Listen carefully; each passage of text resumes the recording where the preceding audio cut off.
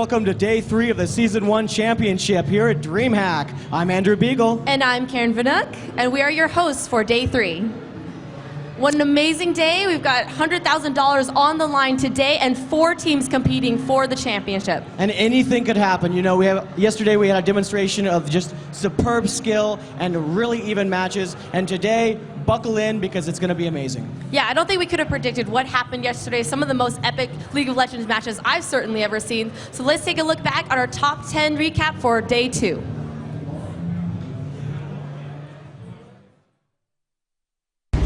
Welcome everybody to the League of Legends Season 1 Championship Top 10 highlights of the day. We're going to start off with number 10. As we come into the game, we have Fnatic taking a 5v0 on Dragon, but xPeke is close by. We're going to see what they can do. And oh, the Blitzcrank pull on to Karthus, pushing him back across. And Double going to keep him CC'd a little bit as he runs back into the team fight. But look at that. Jarvan's so low. The flash kill coming in from Double. Great play there. And now comes the rest of the team fight as Malzahar going to jump in onto Ashe. And Nunu with the flash ult as well. Going to meet a very, very dead Ashe as that blows up. Malefic Vision picks up the rest of that kill.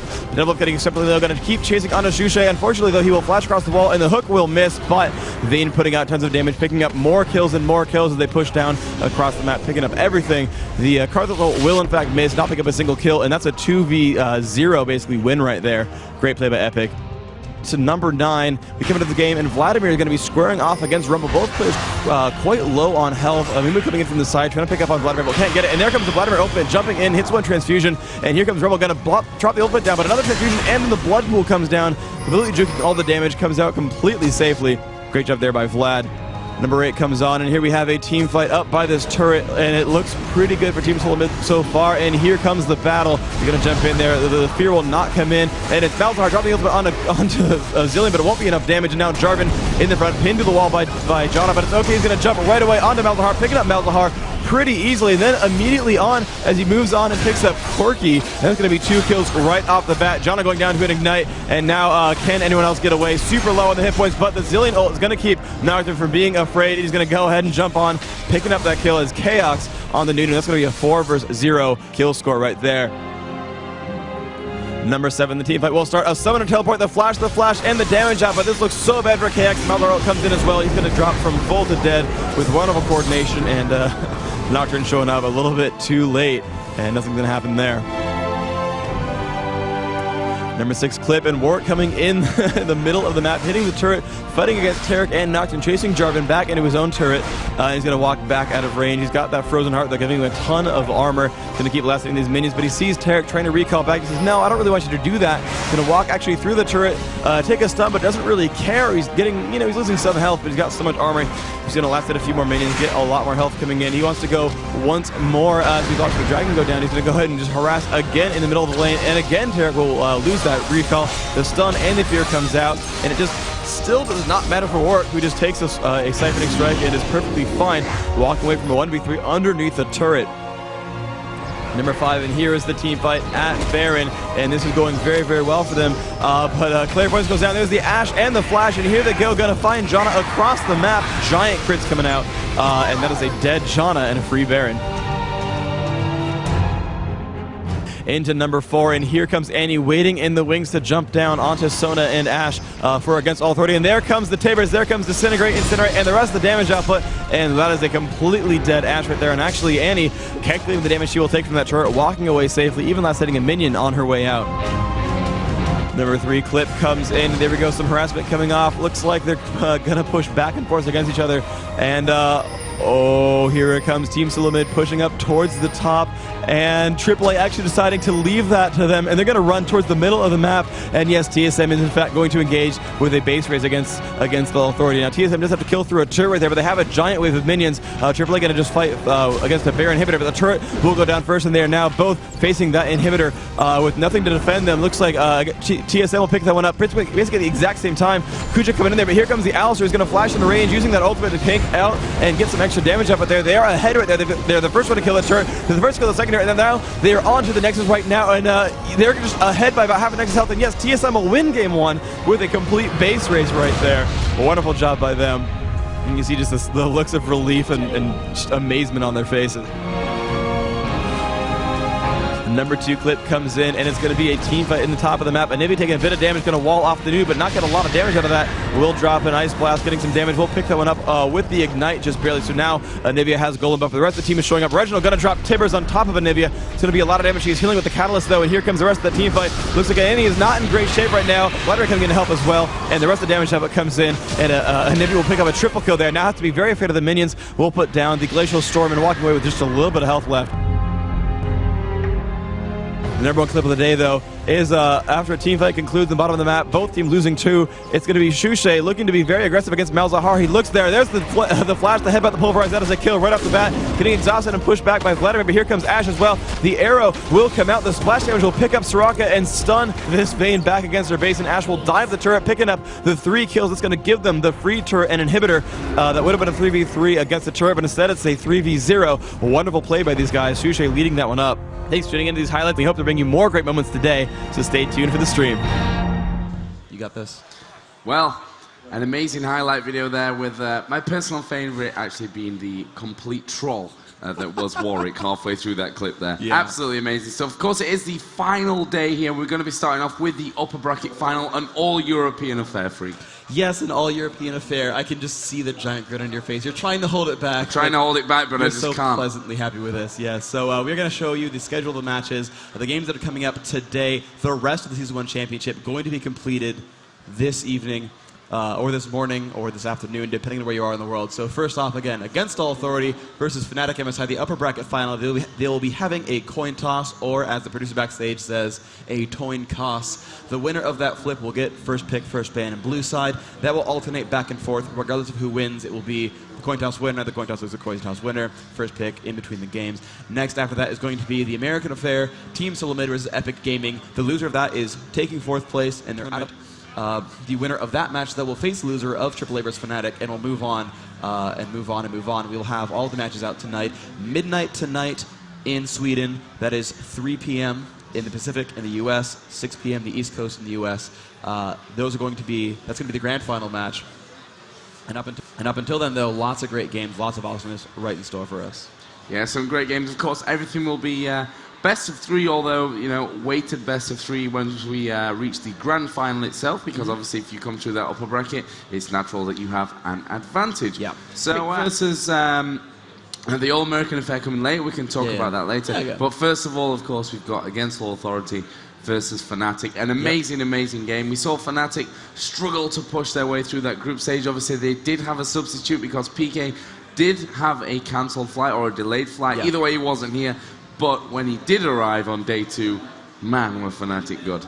Yeah, Fnatic has not dropped a map since they've gotten the full starting 5. Certainly, sorry,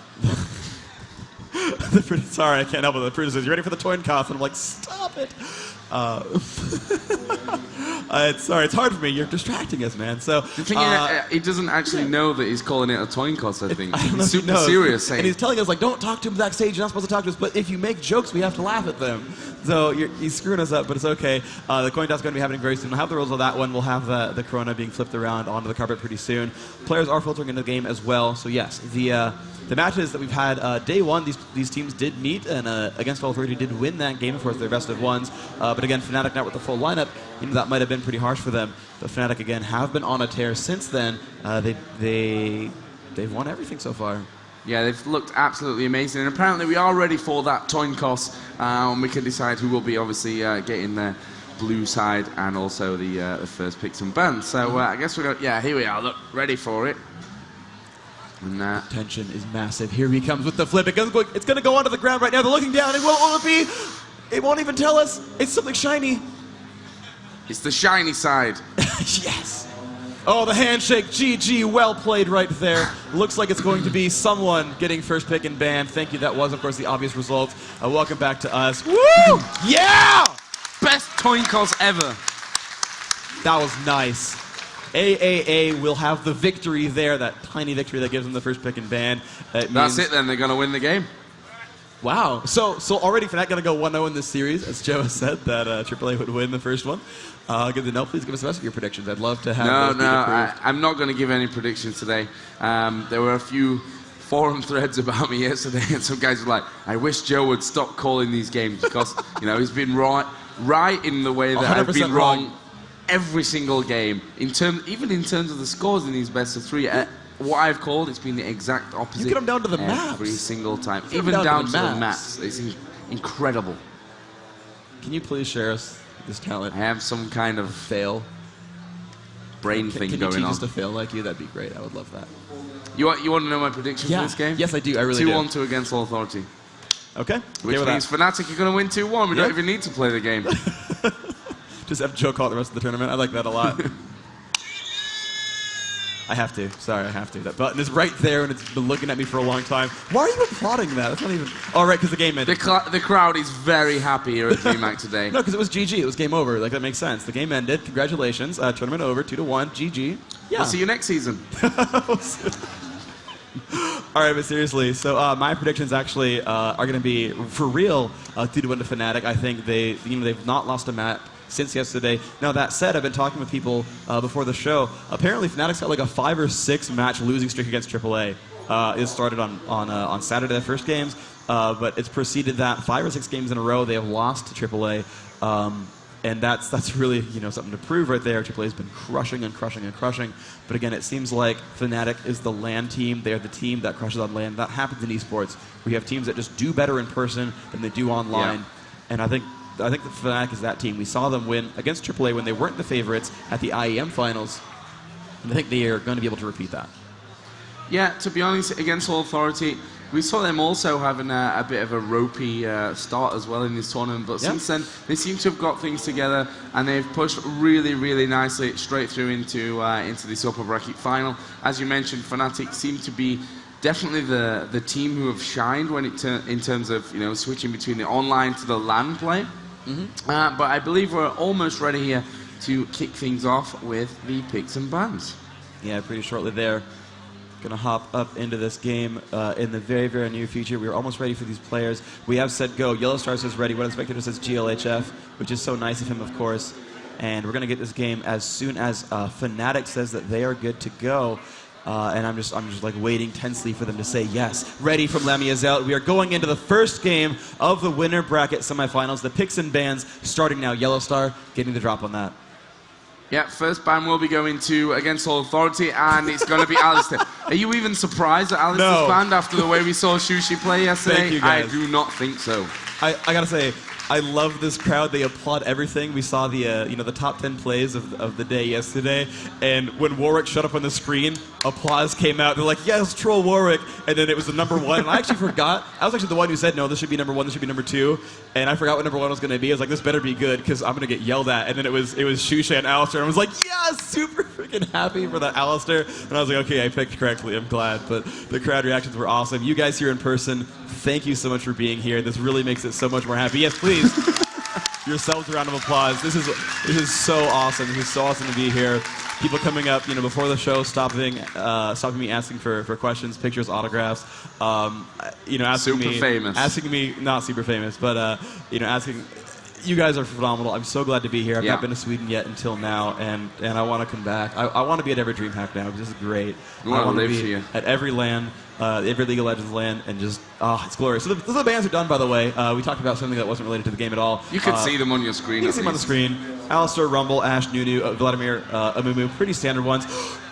Needly finally getting picked up. Fnatic was not afraid enough of Needly. I think they baited this. They banned out Nunu and Amumu to screw with Linak, and they're like, all right, you can get Needly, that's cool. We're gonna just kill off your junglers. And actually, interestingly though, because one of the Fnatic guys came up to me after the AAA versus FNC game and said, "Why did you ban Rumble? AAA doesn't play Rumble."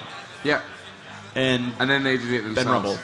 Well, I've seen AAA playing a Rumble before. Kevin, I think, not Kevin. That doesn't make any sense since he plays for games. But we've seen against All Authority in a European Championship. I think around about the semi-final stage, and it was a very, very strong Rumble as well. So that's maybe something that Fnatic are looking at, knowing that they can play Rumble. I think they played it for CLG. Well, we see. I mean the European Championships. Yeah, but I thought we saw it yesterday as well. But you're right. Yeah, they have been seeing that once in a while. We've seen Rumble occasionally, and he's been doing quite well so far. He's actually, someone on the forums actually made a giant thread of all the picks and bans that were done, the win rates for the champions, the most banned champions. Number 1 most banned was Rumble. Number 2, Twisted Fate's still in 2. One of these teams are actually going to go for him, or if the North American play really loves Twisted Fate, but it seems like EUs don't care so much. The lineups are really strong so far, actually. AAA having their support going to be Sona. They've got that caster. Anivia, they've got that the Nidalee as well. PK getting that Malzahar, and they've got that Corki there for Lamia Zealot. And the jungle, Jarvan going to be there for Cyanide. Shushei with Gragas. Shushei with Gragas. He's got to be happy about that one. He actually asked to try to find some red hair dye so he could more properly cosplay as Gragas in this tournament. He wanted to dye his hair a nice rustic orange. That was pretty awesome from Shushei to just go into his post-match interview half naked, let's call it, with his bottle of water, which he stole from a water machine in the tournament area, actually. So all credit to Shushei there, keeping things fun. But yeah, we see Gragas, and we've seen actually this tournament some epic Gragas play with that with the ultimate barrel.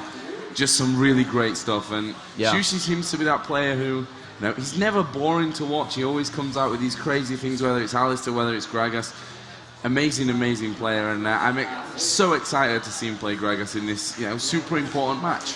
Yeah, that's pretty glorious, and it's great. I was talking actually at breakfast with some of the other rioters here, and we said, Shushei is the kind of player that plays like he is in real life, where he's very outgoing and funny, and he's just up there doing whatever he wants, and then you see him in game, and he's just like, I'm gonna flash over wall and kill Malzahar. I'm gonna try myself in the enemy base, but like it's totally worth it. I'm gonna kill Malzahar, like just whatever. It totally doesn't care, and it works really well. And oh, the jungler's going to be Warwick, right. Okay, so with the junglers of Jarvan and the 2 other being banned, no lane mimic for Soaz. He's actually going to be on Nidalee, but we have Misfortune coming back. We haven't seen her in quite a lot of games, actually. She's finally coming back into these games now. Looks like 5 flash for AAA, but they've got quite the strong lineup. And Melisande taking up Janna, so these are 2 really good lineups now for both teams. Twisted Fate went completely all the way down, not picked nor banned. Yeah. It's unique to see that North American teams really love playing him. Europe's like, whatevs. Yeah, as you mentioned with Misfortune, we saw her, she was kind of like day 1 pick somehow. Yeah. And then yesterday was not really there that much, but we're going to see Yellowstar taking Misfortune today, so we'll see how he does with that one on the bottom lane. So as with Nidalee, always love to see Nidalee. Those spears flying in and doing ridiculous damage when they get stacked up with that AP. Yeah, and this team is really good for poking. You see they've got the Nidalee Spear, the Anivia skill shot. Sona has some decent range. Misfortune can clear mini waves with R. The double up, if you cast it right, can poke a good 1,000 range or so.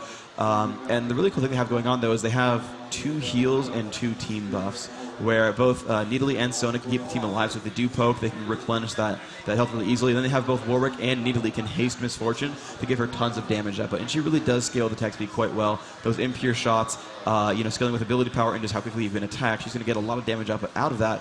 Warwick the same way. If he doesn't build pure tank, might go Madras Blood Razor, and he's going to be proc based as well, going to really care about attack speed.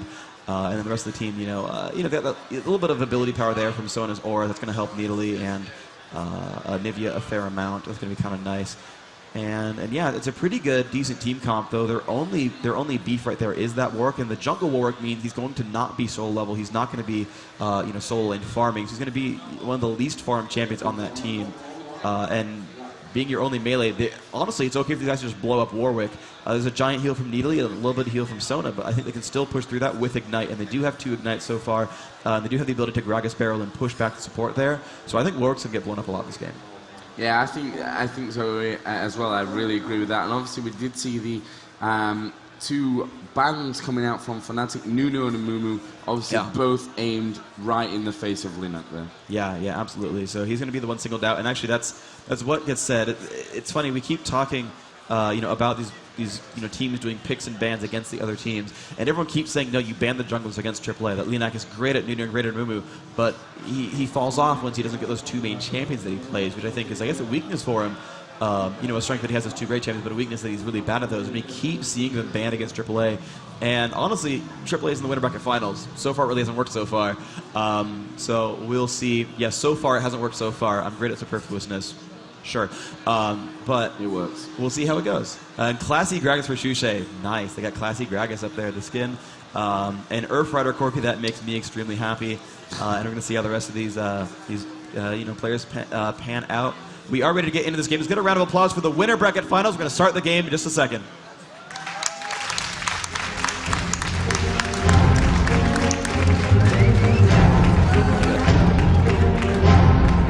All right, everybody, welcome back to the game. Yellowstar going to be leading her misfortune way across the map. AAA going to be the green health bars, the blue minions and turrets there in the bottom left. Fnatic going to be with red health bars. They've got, I think, the classier skins. Earthrider Corki, classy Gragas. You really can't one-up that so much.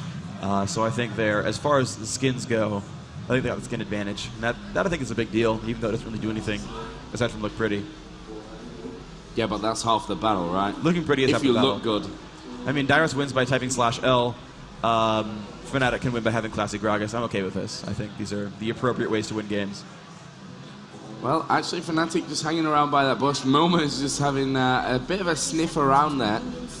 And they're not going to obviously move in towards that area against All Authority. They know that Fnatic are hanging around somewhat. Actually, Nidalee already up on lane at the top. Down at the bottom, Warwick getting himself set up by the golems. And also, Misfortune is moving down into lane. So a very, kind of defensive, not defensive, but a very passive start from against All Authority. They're like, okay, we're not going to get into anything early on. This first match, I think, could be the deciding game for this one. Whoever gets off to a good start, I think, is probably going to be pushing straight through for the win.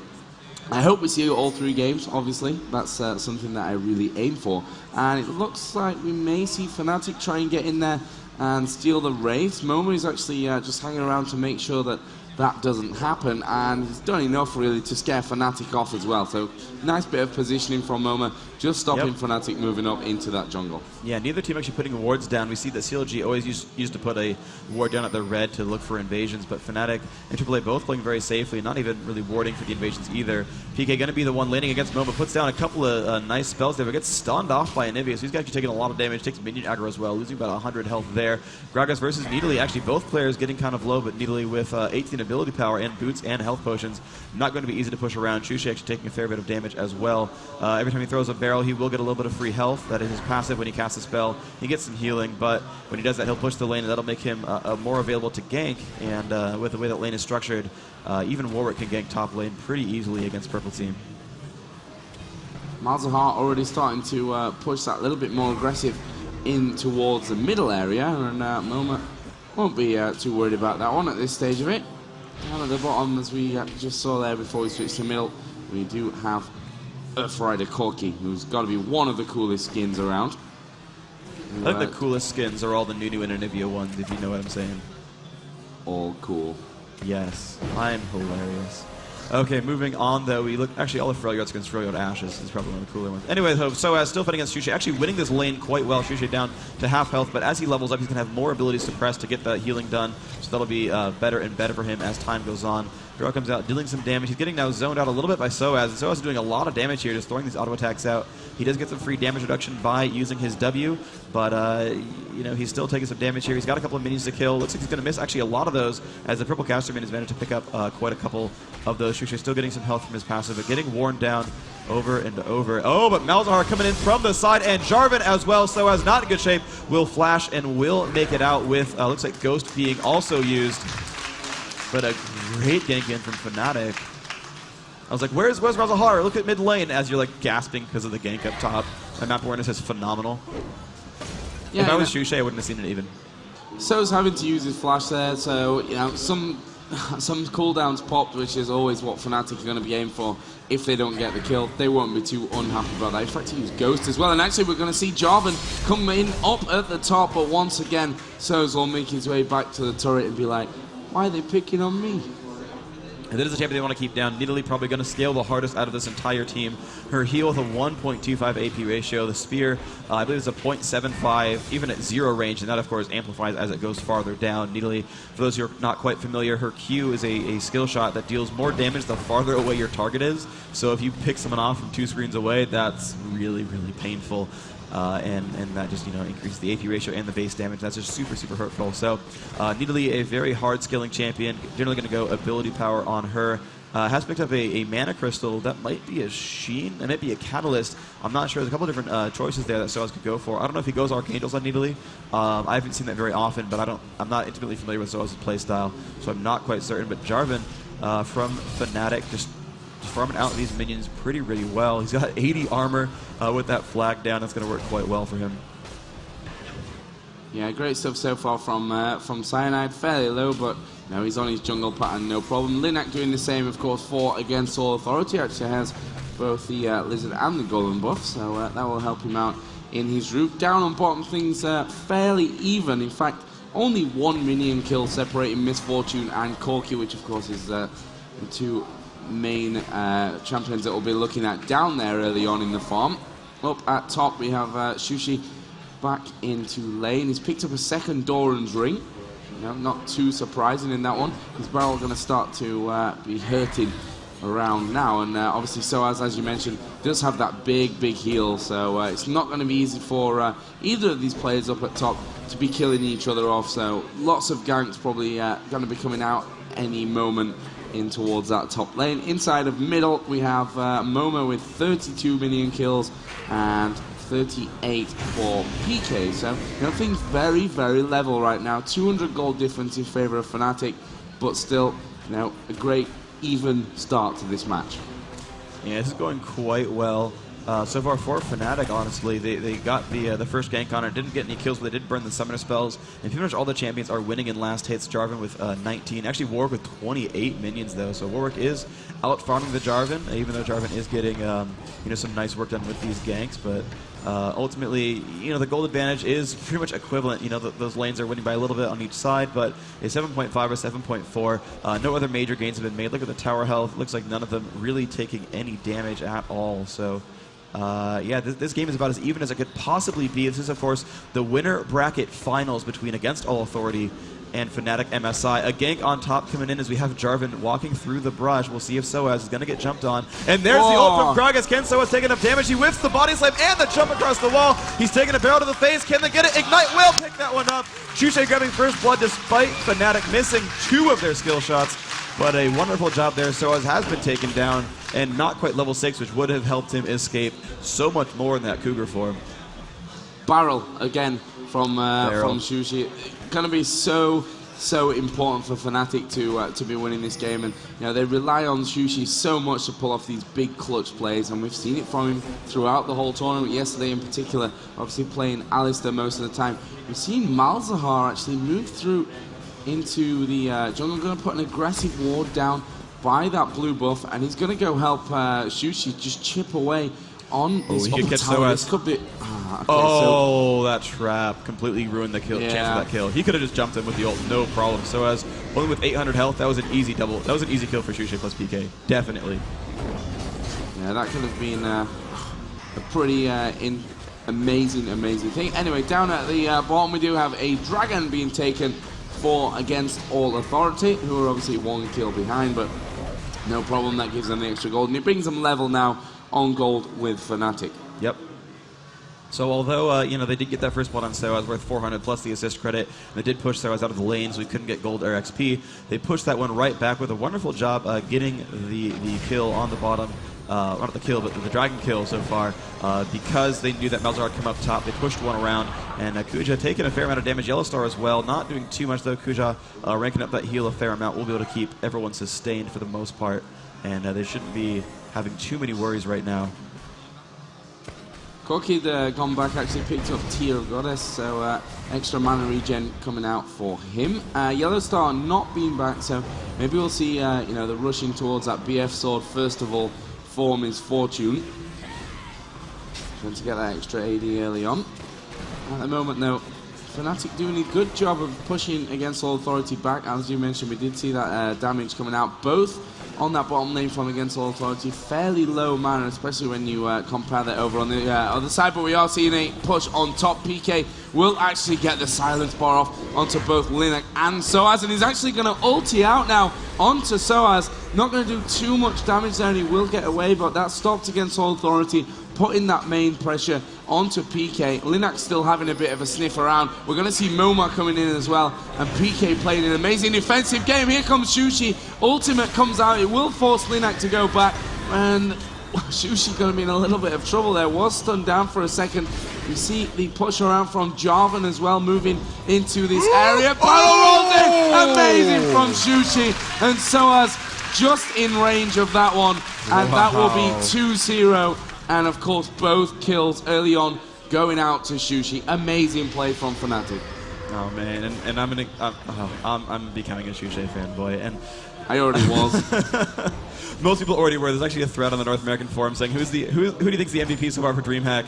And even on the NA forums, it's like, you know, Big Fat LP's got some, and it's like Shushei's like got triple everyone else's votes.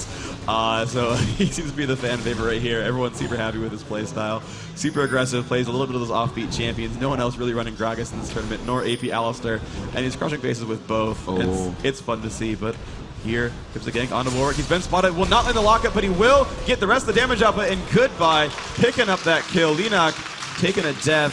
3-0 now the kill score. Soaz going to chase down. Shushei could die. The barrel is strong. Can Soaz take more damage? Getting knocked up. One more hit to kill, and they pick that one up. Cyanide dropping that one. Gragas super low, but will live with 300 health.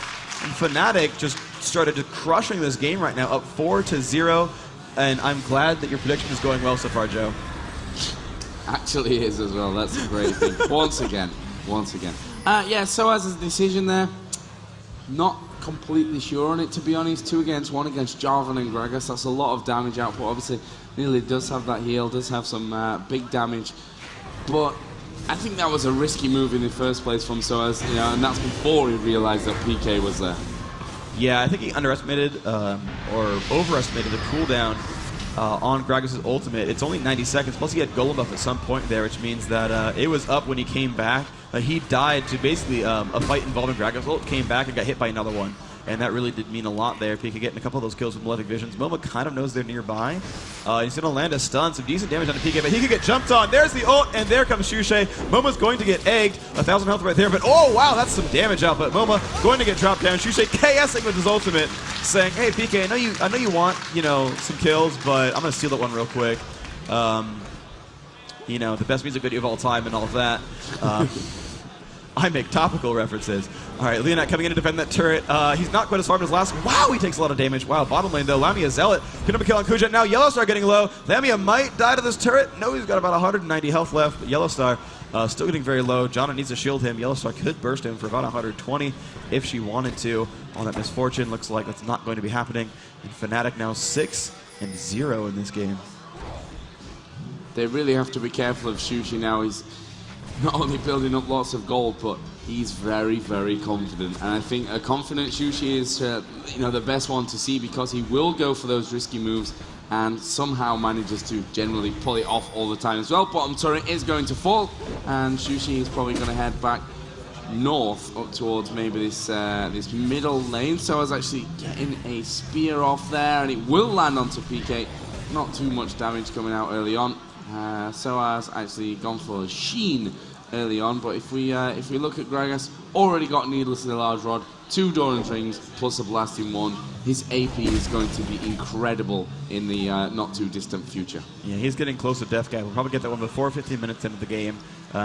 His team has picked up 2 turrets now so far. The first Dragon did go to AAA, which is good. It helped keep them in the game, but looks like we got a little bit of action in the mid. Jarvan and oh yes, Yellowstar getting pushed around, and all of them show up. Instant death right there onto Yellowstar. Goodbye. Getting a lot of damage to this turret. There's going to be 3 turrets now, and 7-0 Fnatic again. The team to beat on land, and wow, they're doing so well this game. Yeah, they've just started out brilliantly.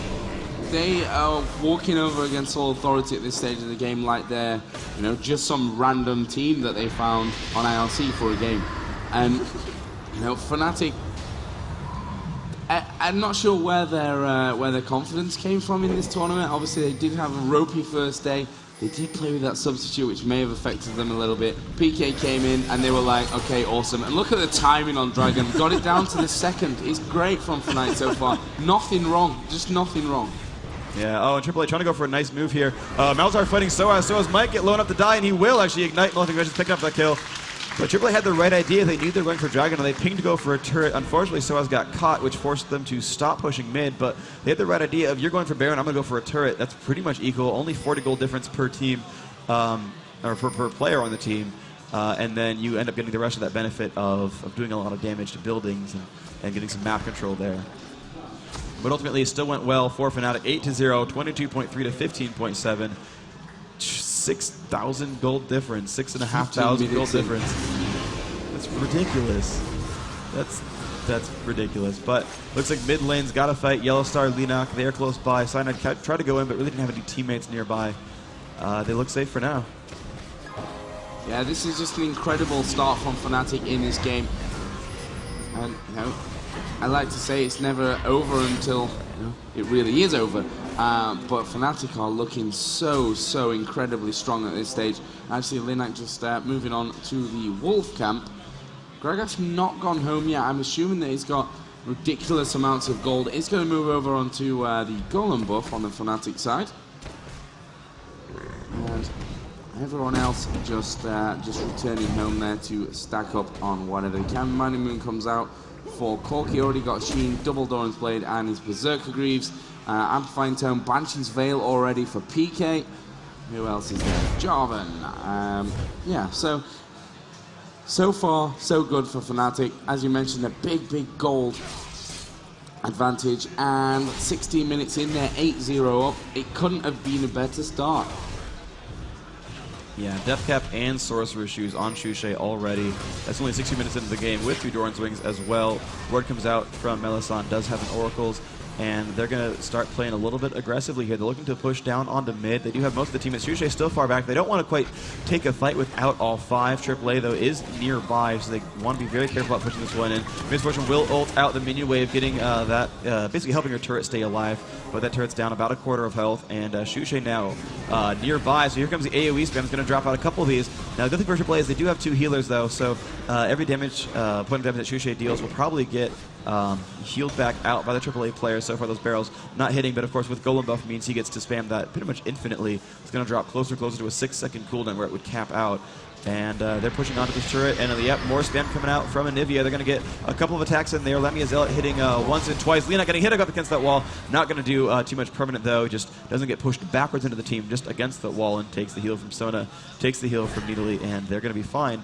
And Fnatic says, okay, you know what, you're right. We can't really poke you. This is going to take too long. Let's start stealing your buffs instead. And that's what they're going to go for. You see they're coming down here. They've got wards in good positions. And Shushei going to come around. This is dangerous, though, because they've been spotted by a ward as well. And this could be a great for AAA. Looks like xPeke in the front already has a Banshee's Veil. Not much else for ability power. And Shushei's going to catch Linak. Linak taking a lot of damage on a half health. And here comes Cyanide up in the middle. Linak almost going down, but flashes across the wall, going to be safe. And the rest of the damage up and coming in. Sona going to flash out as well. MoMa going to flash out. Cyanide, the one low. Yellowstar will drop a Cyanide down to half health. PK jumping onto Soaz. Soaz getting pushed around, will flash just in time, staying alive, but PK now going to land a couple of spells. Soaz going to live, PK getting low, and the rest of the Fnatic crew actually below half health, and don't have a dedicated healer as well, so that means they're going to have to retreat after only picking up 1 kill, blowing a lot of summoners and ultimates, but AAA did alright there. The Golem was not stolen, so AAA keeping themselves alive, but they did lose 1 kill, and you know, 1-0 fights are always good for the team that gets the 1 kill, so Fnatic building slightly smaller advantages over time. Yeah, and taking Yellowstar down is a good thing here. I mean, he's already got his BF Sword pickaxe in there as well, so working up nicely towards his Infinity Edge, and to take him early fight out of the game, that's a big bonus for Fnatic. Shushei is still hanging around there, as you mentioned, with that Golem buff. Just has so much potential to be just spamming those barrels left, right, and center, and that's exactly what he's doing. We're going to see PK join the fight again. Golem is up on the Against All Authority side, and I think they should be able to go in for this one. We are going to see the push moving in. So very low. We'll get the heals around. Cyanide actually moving away. War came out from MoMa as well, but the rest of Fnatic will just get out of there safely. But Soaz again, so low. And Fnatic, they look amazing. Yeah, they're playing incredibly well. They're playing very safe, though. They had the Golem sort of available to them and said, no, this is really unsafe. We don't want to push this one too hard. They didn't dive in too much for that kill. Lemia Zealot still on the back of the map, grabbing a Lizard buff for himself. Gragas and Jarvan and Janna staying in mid. Malzahar has recalled back. Interesting, though, by Malzahar. this is how PK plays. He keeps building durability and not ability power items first. He got the fast Banshee's build. We saw him before going Rod of Ages and Riley's Crystal Scepter. He was a build very, very tanky on his mages, which I guess is why he plays Swain so well, who actually is a more tank mage type champion. But really just going for those more tanky builds and relying on his base damages, it's a very interesting playstyle. We don't see that too much from these champions. That golden buff just going over to Fnatic, so that's one thing on the map less for Against All Authority. We're right now defending around that middle.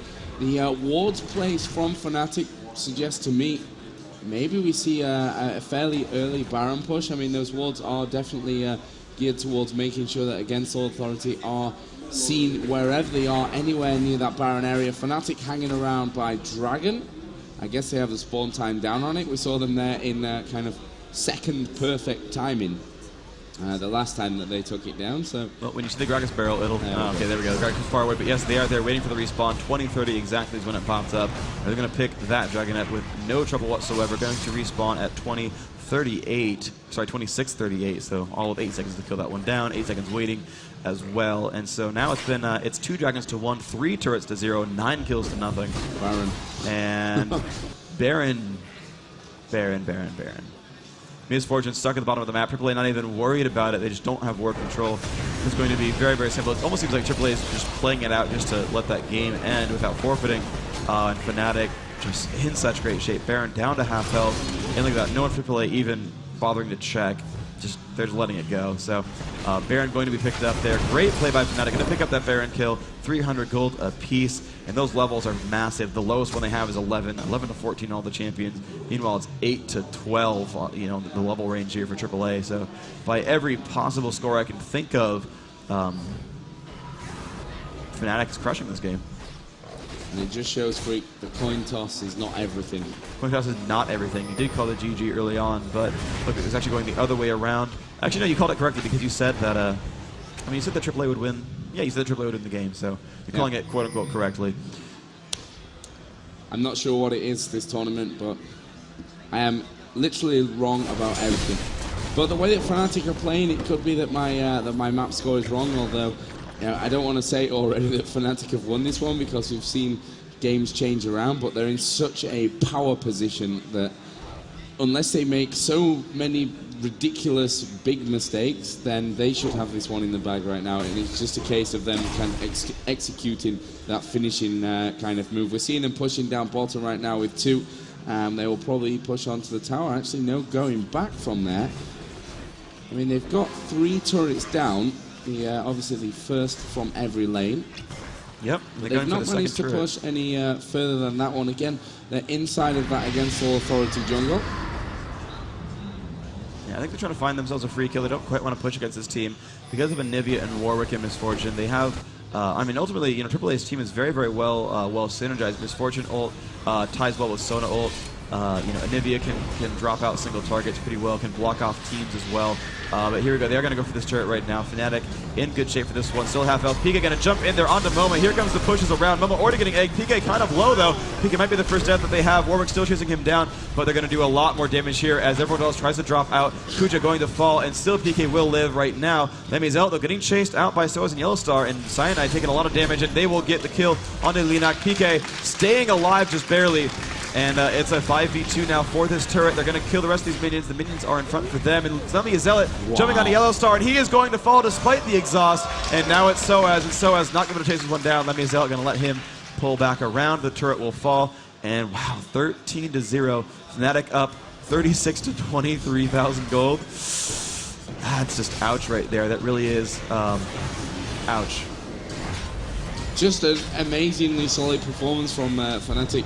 During that fight, we saw PK actually flash right into the middle of it all, which was an interesting choice, to say the least. I'm not sure exactly why he decided on that one, but either way, he still managed to live. The kills all going over to Fnatic, and now they are all going home, probably for a bye, and I think we may be seeing Fnatic thinking about a last push. Gragas just picking himself up Rod of Ages. There are 2 blasting ones with Malzahar, obviously Branch's Veil that he brought earlier, plus an Amplifying Tome, Corki, Quicksilver Sash, Manamoon, Sheen, Phage, building up towards his Trinity Force on that one. And just generally, Fnatic are riding this one like monsters or something. Yeah, they're doing incredibly well right now. And in retrospect, I'm thinking about how the picks and bans went and everything. So PK, the way he's playing is actually as the main initiator, as they don't really have giant initiators outside from Jarvan. He's actually doing the flash ultimate and the silence to pick up a single target, and it's working very well. He initiates, and then because it pins the target down, Gragas pushes that champion back with his barrel, as that happened to Anivia last fight. But basically, they're relying on Shushei as the AP carry this game. PK's playing as a tank and initiating the fights. And then they also said, you can have Nidalee. Everyone else is afraid of Nidalee, but we're going to say, you know what? We believe that Shushei can outlane you as Gragas, and we're going to play it there and let you fight against Nidalee and let Malzahar stay mid against Anivia, and we're going to go from there and having to drop that one. So, the push now onto the turret, doing a pretty good job. Fnatic going to pick up their sixth now turret kill of the map. And they're getting ready to push now into the base. And they're just staging. They have pretty much a full minion wave. Spam is coming out, and here they go, coming in for the turret. Yeah, Misfortune ulti just being blown there and doing relatively little damage. Obviously, his main focus was clearing out more of that minion wave, so that Fnatic had to wait for the next one, which is just incoming on this top lane. Of course, against All Authority, all stacked up by this inner turret. Fnatic's Baron buff did run out, so that will be coming up here in 2.5 minutes or so, I guess, by now. As we see a bit of damage coming out onto Shushei again. Barrel just thrown in there. Linak is on that turret, but Fnatic, despite the fact that, against All Authority do have some great poke with the skill shot of MoMa and also the spear from Soaz, Fnatic don't seem all that scared of it. They're just hanging around, making sure they keep themselves mobile so that it makes it harder for MoMa and Soaz to hit those skill shots. And they just don't seem to be playing. I mean, a lot of teams that come up against All Authority, they give them the respect. Okay, this is a great team, they're going to be amazing. But Fnatic right now are just playing their game, not thinking about what against All Authority have to offer. We are going to see the kills surely raining in. Kuja will be trapped in Cyanide's ultimate, and there we see Linak go down. And the focus for Fnatic now will be onto this inhibitor. MoMa does get the heal from Nidalee, who actually came away from the fountain just to give her that extra heal up, but the inhibitor is going to go down. So super minions incoming on the top lane for Fnatic, and they are going to back away, probably just in time to set themselves up for Baron number 2. Yeah, so Fnatic happens to drop down that inhibitor. They have to be very careful about healing because, again, Baron will spawn very soon. You're right about that. But because they have to heal, it does give AAA the opportunity to rush that down. Soaz does a ton of damage right now on Nidalee because, it has Sheen. He's got almost all of Death Cap, and Cougar Form with Sheen does a ton of damage there on Nidalee. So, especially if you're not going to worried about getting killed, which, if you're PvEing against Baron, you don't have to worry about that so much. So, AAA has a good anti-Baron team. Warwick should have Madrid's Razors and does. Anivia puts down great single target damage if she doesn't have to worry about mana constraints too much.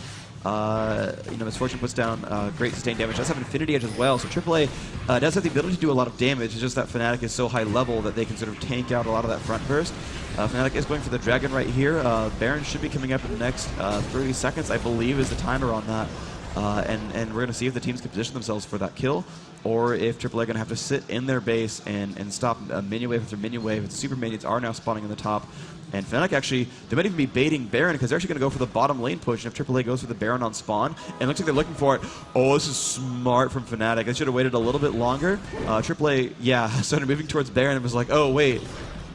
Oh, they're down there. And the thing is, with no turret in the front, Fnatic's going to get this inhibitor almost for free, actually. They're going to jump in there. AAA right above them, and we'll see if they can stop them in time. The damage output is good from Cyanide. PK stopping that spear with his face, and they're going to drop the inhibitor down to half health, and they're going to drop that soon, and they're going to back off, actually. They're going to say, okay, we got the inhibitor. We've got 2 of them down now. You're going to have to defend both top and bottom lanes, and we're just going to go for Baron. Most likely Baron. Yep, that turret is still up in middle, of course, against All Authority. Looking like they wanted to defend that. They just pushed that a little bit more aggressive, but I think Fnatic should be headed towards Baron. Actually, it looks like they're going to drop this turret before anything else, and against All Authority, they're playing very, very scared from this one, playing super defensive. As you mentioned, they've got a lot of defending to do now with 2 lanes having super minions incoming. Obviously, the middle lane, inhibitors not down, but the minions there will have that extra bit of health because of the inhibitors down on the other lanes. And Fnatic are now starting Baron, number 2 Baron for Fnatic. And they are 17,000 gold in the lead, 15-0 in kills. And it's not even half an hour into the game yet. Fnatic are just looking amazing today. Yeah, and of course one thing to realize though is that the next game will probably be much closer. This game does of course snowball a little bit. Once you get ahead, you can stay ahead because those kills are worth gold and experience, and that can lead you into more and more kills. So certainly Fnatic looking to put the nail in the coffin, I think, in this game. The next game though, as we saw, the first game between FNC and Fnatic, they put the first game behind them and came back strong, and that game was ridiculously close. And I think AAA has the chance to put this game behind them. I'm assuming right now that is a foregone conclusion that they will lose this, although others can argue, and I'm going to laugh if AAA wins and I just get embarrassed in front of everyone. But Fnatic, it's going to be hard for them to lose this game. It's really theirs to lose more than Against All Authorities to win, and so I think they're playing safe enough. They will have this one, but it will be up to Against All Authority to reset for the next game and say, look, no, we can do this. We're the #1 seed from Europe. We deserve to be here. We deserve to win this tournament, and they're going to kick it up. And I always want to see games go into all 3 games. I love full BO3s. I didn't think that Fnatic would win the full best of 3, but I think Against All Authority has it in them to take at least 1 map. And we're going to see if they actually manage to do that right now. But in comes the push onto the inhibitor turret. Sona getting dropped to half health right away. And a great wall from Anivia. They're going to jump onto Shushei. Shushei extremely low. Sona making him dance. He will jump out just in time. And here comes Yellowstar taking tons of damage through the exhaust. And yes, Elmia will pick up that kill. Kuja now running away against Jarvan and Corki. Corki picking up that kill in style, riding on Earth, getting that one down. Shushei did in fact fall though. So the first kill did come out for these guys. And that kill of course did go onto Anivia picking that one up. And she is still alive, so they have a good chance here. Anivia getting chased down. Melisson and Lemia Zealot. MoMa going to take tons of damage, getting egged now. And Lemia Zealot in great shape, going to pick that one up pretty securely. 1 dead versus 3 dead. This could be the Nexus. The last inhibitor will fall. The first turret will fall in front of the Nexus, and Super Minions are now here. Fnatic looking to take down the second turret, and now the Nexus. Fnatic going to be taking the first game in this winter bracket final against All Authority. And game 2 coming up very soon after this one. Congrats to Fnatic. Looking to be now the best team in this tournament. I'm disappointed that they, lost 1 kill in that game at the end there. Shushei was my man of the match before that one. LVP. Yeah, really. Just a super solid performance from Fnatic. They didn't make any mistakes whatsoever. And, they seemingly didn't really care what AA's plans were. They just played their game, and they played it so well that Against All Authority just looked like they were nobodies in that match. I don't like to diss the other team when you lose like that because it is hard, and we all know Against All Authority, #1 seed from Europe, amazing team that definitely are capable of winning a tournament like the Season 1 Championships. Yeah. But Fnatic were just a better team in this map. They were. They absolutely played it so much better. The amazing just series of ganks at top lane, and it worked so well. The strategy was, let's ban Nunu and Amumu, and let's take a fairly fast jungler. They grabbed Jarvan, I think, before AAA grabbed Warwick. I could be wrong. I could be remembering this one incorrectly, but they said, we're going to remove all your main ganking junglers because we know we have a jungle Jarvan player who can gank. Jarvan can gank quite well. He's got a knock-up. He's got a lot of damage output. He's got a slow from his shield. So Jarvan is a very strong jungler and a great ganker. And Warwick, not so much, does not have a crowd control until level 6. And we saw Linak just rush through that jungle. He was level 6 before Nidalee was. Now, granted, Nidalee died once, was pushed out of lane a couple of times, but he was level 6 when the other souls were all level 7 from Fnatic. So he was right there on that level, and he was able to gank pretty early on to that game. It was around 7 minutes and 10 seconds he hit level 6 and was ready to jump in there with infinite duress. So then it did what he was able to do with that Warwick, but he just couldn't put any pressure on early game. And xPeke came from mid, Jarvan came from the jungle, Shushei got those ganks, and over the course of 3 attempts they finally pulled down Soaz, and that helped a lot. So we're gonna kick it over though to an interview now with Fnatic after this first game. So check out for that. Hello, that was the first game of the day. It was amazing. Fnatic versus AAA. I'm here with Shushei, that pro Gragas, of course. Gosh, that was an amazingly perfect game. I mean, almost. Yeah. At the end, and I was a bit too greedy and died. Yeah, how could you let them actually kill you at the end? I mean, come on. I was too cocky, and I tried to lifesteal with the Book of the Ancients, but Maka caught me in his stun, and I just died at the tower. Right, and I mean, so you guys started with that early game advantage, and it just kept on rolling throughout the entire game. You know, how did that happen, and you know, how did you keep that advantage going through? Well, I think the main point was that because at the start I had some problems with Nightly, and we ganked her once. She survived. Then we ganked her a second time. I think she also survived that, and then we ganked her a third time, and then we continued to shut her down. So the spears weren't that deadly. Like at the IAM, for example, if the people saw the games, there was like one spear, half HP gone, second spear dead, and so on. Absolutely. And so you guys had, you know, a Corki on your team. Was that a deliberate counterpick against Yellowstar, who's really well known for playing Corki? Of course. And since we can do that pretty well as well, why not use that and for our advantage?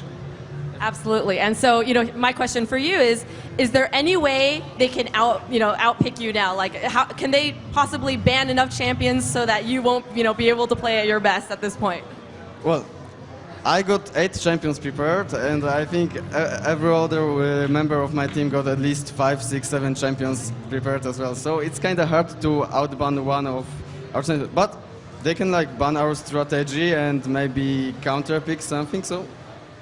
Wow, you guys have done a lot of preparation. Obviously, it paid off. Do you have any last words before we let you go to your next match? Yes, last time I forgot. I'm gonna say this in Polish. Pozdrowienia dla Polski, dla ekipy LOL.pl i dla wszystkich fanów. And for my Belgian friend who I played with before I joined SK before. Yeah. Wonderful. Well, best of luck. I'll let you go to your next game, and back to you guys. So welcome back then to the upper bracket final here of the League of Legends Season 1 Championships. Of course, $100,000 on the line. And Game 2 is on its way. Me and Freak decided we don't need to interview anyone else except Shushei for entertainment value only. Yeah. He has provided 2 solid interviews in the last 2 days. It's true. And what do you think he said in Polish? I have no idea. My Polish is not the best. Okay. I only know one word, and it's not something I'd like to say out in public. I think that he was talking about how much he loves Captain Teemo, that he was ranking the skins in order of best to worst. And I think that's a great thing to say in an interview when you're asked, hey, do you have any final thoughts? And you're like, yes, Captain Teemo is the best champion in the game. He's on duty always. Hits W to move quick, and when he shoots you with a dart, you're blinded. Captain Teemo. And then he went on to rank the skins, and Astronaut, I think, #1. He floats around. I mean, that's really awesome. He shoots lasers. He's got satellite dishes instead of mushrooms. Cottontail Teemo next up has little eggs. They're colored. They're cute. He's got those little ears on. He's in the costume. I mean, honestly, it's a great skin.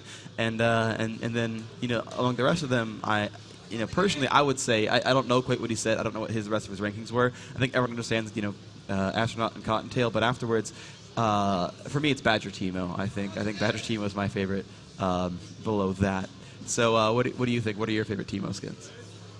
You just talked about them all. But what are yours? I mean, I say I don't like Teemo.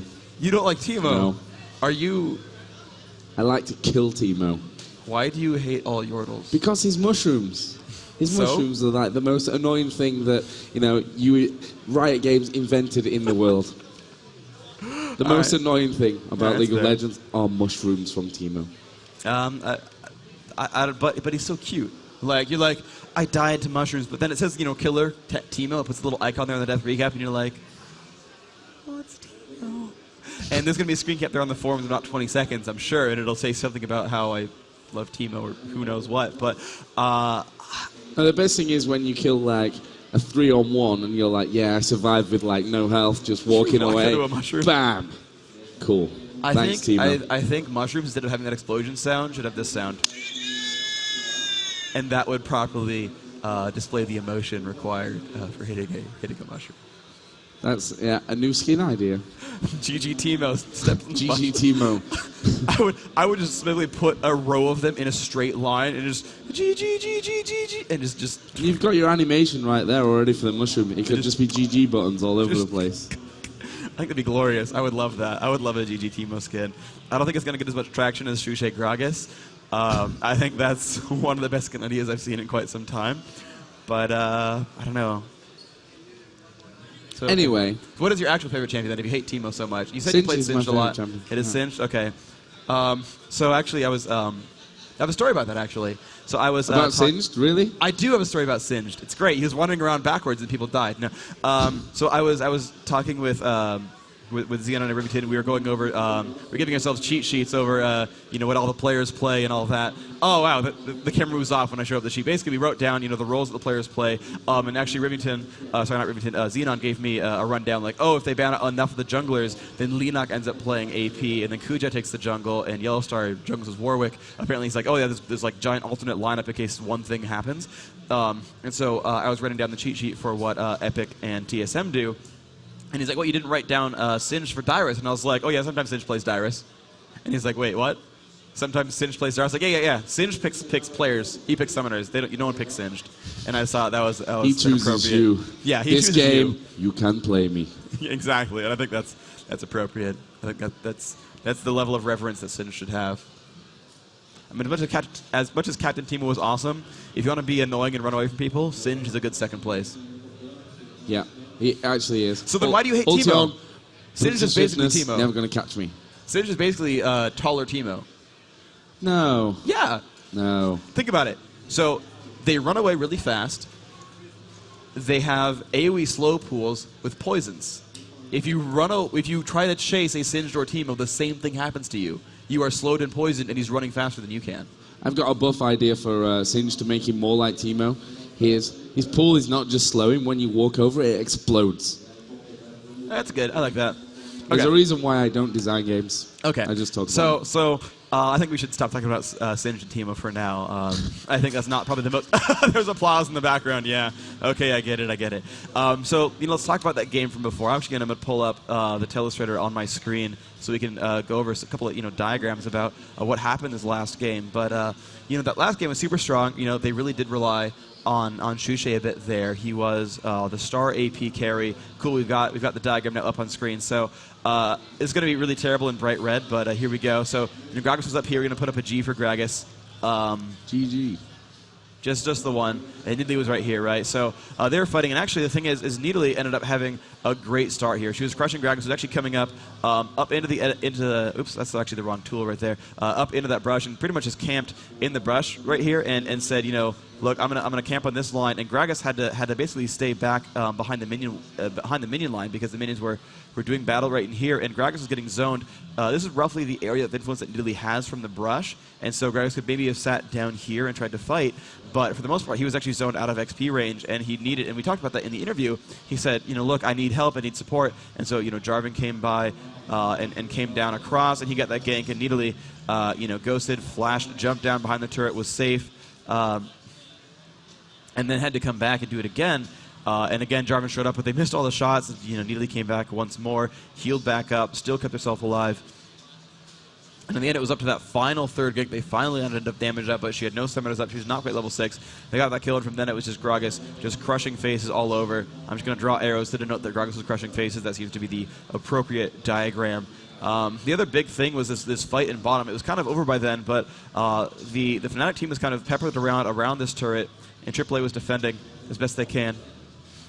And basically, it was Malzahar who said, it's time to take a fight, and just jumped across and ultimately got the lock up onto Anivia. Anivia was right there, got locked up.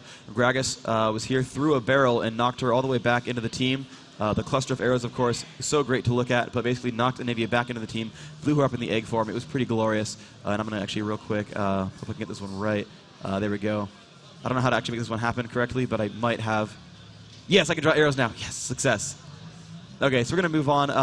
Let me see if the games are getting ready shortly. Let me check on that real quick. Looks like the players are ready, so we're going to type some goes here. I was told that we had some time to fill, but we are ready up on the booth. The players are all into the game, and we are in to the picks and bans of Game 2. Yeah, picks and bans, and a round of applause from the audience. Yeah. They are clapping on demand today. As they were, yeah, look at them, there they are. Awesome. You guys are great. Thank you so much. There are even signs in the background. It was awesome.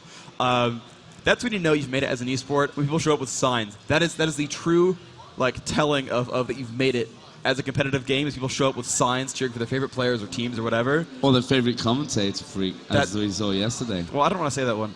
I don't try to feed into my own ego. You're going to go red again. I hate you a lot. Please, can we just only show the picks and bans then instead so I embarrass myself less? But the picks and bans are coming in. Wow, Nunu.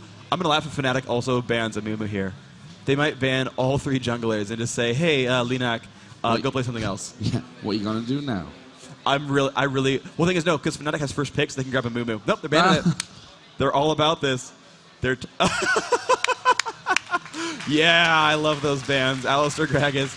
Now, Shushei said they were confident. They all had a lot of champions to play, but I am not at all surprised by any of these bans. It seems that just Linak gets targeted, and apparently so does Shushei. Yeah, and for Fnatic, they can quite happily ban 3 junglers because they have first pick. Yeah, they can, they can outpick from this point on. Actually, a Nivea. Wow, I'm actually very surprised by the Nivea pick because, so I was talking with Fnatic about their games against CLG, and they said, we're going to ban against Big Fat LP. He only plays about 4 champions: Rumble, Twisted Fate, Ashe, and Nivea. Those are the ones we care about. The rest of them, he's good, but those are the ones that we care about, right? That makes him not so scary. They said, we'll first pick Ashe, and if he takes Nivea, we'll counter it with Gragas or with Kassadin. And so with that in mind, I was like, oh, a Nivea gets countered? Okay, fair. But they're like, no, we're just going to first pick a Nivea. And I mean, Vladimir's in there, Malzahar's in there, Swain's in there, all the mages except for Gragas and Alistar. And I guess Rumble, if you want to count those. They're still in, and they're like, no, we're good with a Nivea. They're going for the zone control right away and setting the stage. Ashe is in, all the supports are in. That surprises me a lot. I really am surprised by the early Nivea pick. And we're going to see against Authority go for a Karthus and Yellowstar. So Karthus obviously a big favorite of MoMa, who last game played Anivia. We see him alternating between Karthus and Anivia. There is 2 big hitting champions. So maybe they have a plan. So I think they knew. I mean, Fnatic, right, a great team. I don't want to talk about it just from Fnatic's point of view, but I've talked with them more about their picks and bans. It seems like they know what they're going to be fighting against, that they are actually baiting that Karthus pick. Again, Sinan's going to be jungling with Jarvan. He's a strong jungle Jarvan player, so they don't care about any of their junglers, and they're trying to ban them all out. But, I mean, looking at Yellowstar's picks, or AAA's picks, they've got to be so happy with these picks right now.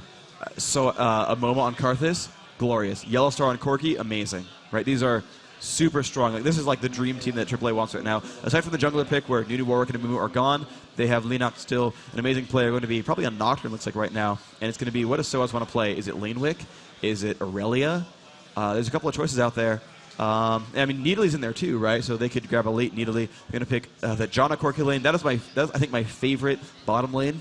It's super aggressive. It's super mobile. Yep. I love Janna for the global movement speed passive. It's really, really useful. It helps junglers gank better. It helps Karthus. He's very location based. It's going to help them run away from Anivia's walls a little bit. That pass is going to add in a good 3 to 5 movement speed on all the champions on the team. 10 to 3% of 300 is 10, if I'm not stupid. So 10 movement speed on all champions is really, really good. That's going to be adding a lot of extra mobility there. It's going to give them actually an extra rank right there. And there's the Ashe pick. Not surprised to see Ashe at all. But AAA's lineup looking so incredibly strong. And I guess they're waiting to pick their last solo lane as a counter pick. So Sona Ashe is very, very strong. Wow, they have like the ultimate single target pick-off team. It's going to be Ashe landing an arrow, Sona hastes the team, and Jarvan and Nivea both while Malzahar ults. Fnatic is all about getting that one kill. But AAA's team just looks glorious. I really do like their team. I love the Corki Janna lane. I think it's going to win against Ashe Sona in every possible way. I think Yellowstar, just such a phenomenal player, has a really good shot there. MoMa on Karthus, pretty much legendary as far as the EU scene is concerned. EU players aren't going to play against anyone so much, so you don't really get to hear those legends the same way. I think everyone kind of knows about Shushei. I don't want the story to be about him, but certainly it's been going well so far. But MoMa really known for that Karthus. Yellowstar really known for that Corki. That's gonna be good for them. It's gonna be really good for them. The final pick is gonna come out, and Annie. I like that. By the looks of things. I like that a lot. That's a good counter initiate. They have, she has great burst damage. We saw her being played by Reginald a lot when TSM was playing, and we're gonna see them actually in the next best of 3 against Epic Gaming.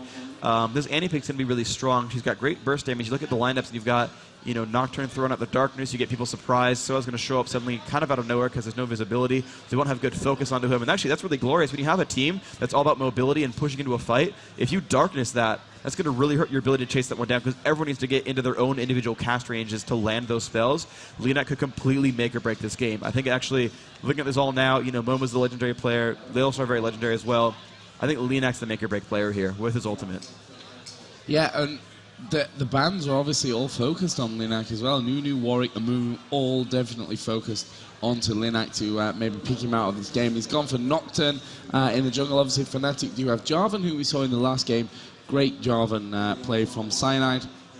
But it will be interesting to see if Linac can perform to his top level without the use of, I guess, his 3 biggest champions. Obviously, Nunu and MoMa is ones that we see him do best on, especially Nunu. We've seen some great games in the past from Linac. So, picking Nocturne, this one, as you mentioned, his ulti going to be very instrumental in the way that against All Authority going on this go up with this one. MoMa obviously playing Karthus. Great pick for MoMa. Yeah. I'm interested to see how Fnatic, once we get into those fights, I guess they're going to drop MoMa down fast. Obviously, no one wants a Karthus to be alive when a fight is going on anyway. Yeah. So that's always a good thing. Kuja playing the support as per usual, and we'll be having Janna this time. Sona is the pick for Melisande. Yeah.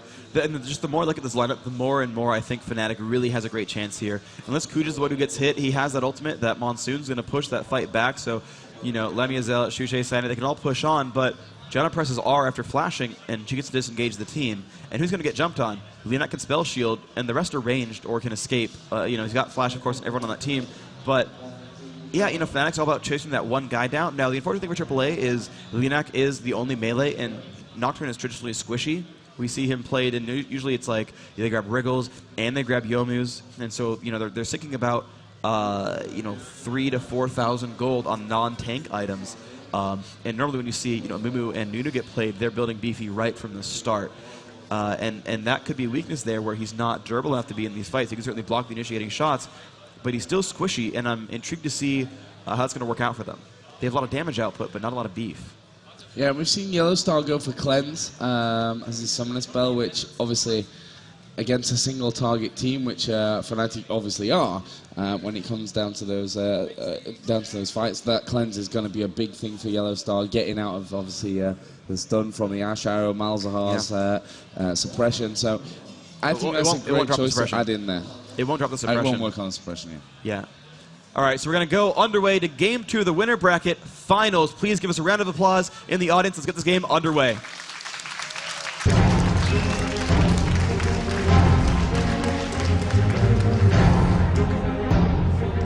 All right, everybody, and welcome back to the game. We're going to follow Ash out of the gate. Lamia Zealot going to be the one playing her, and they are ready to push through towards the middle of the map.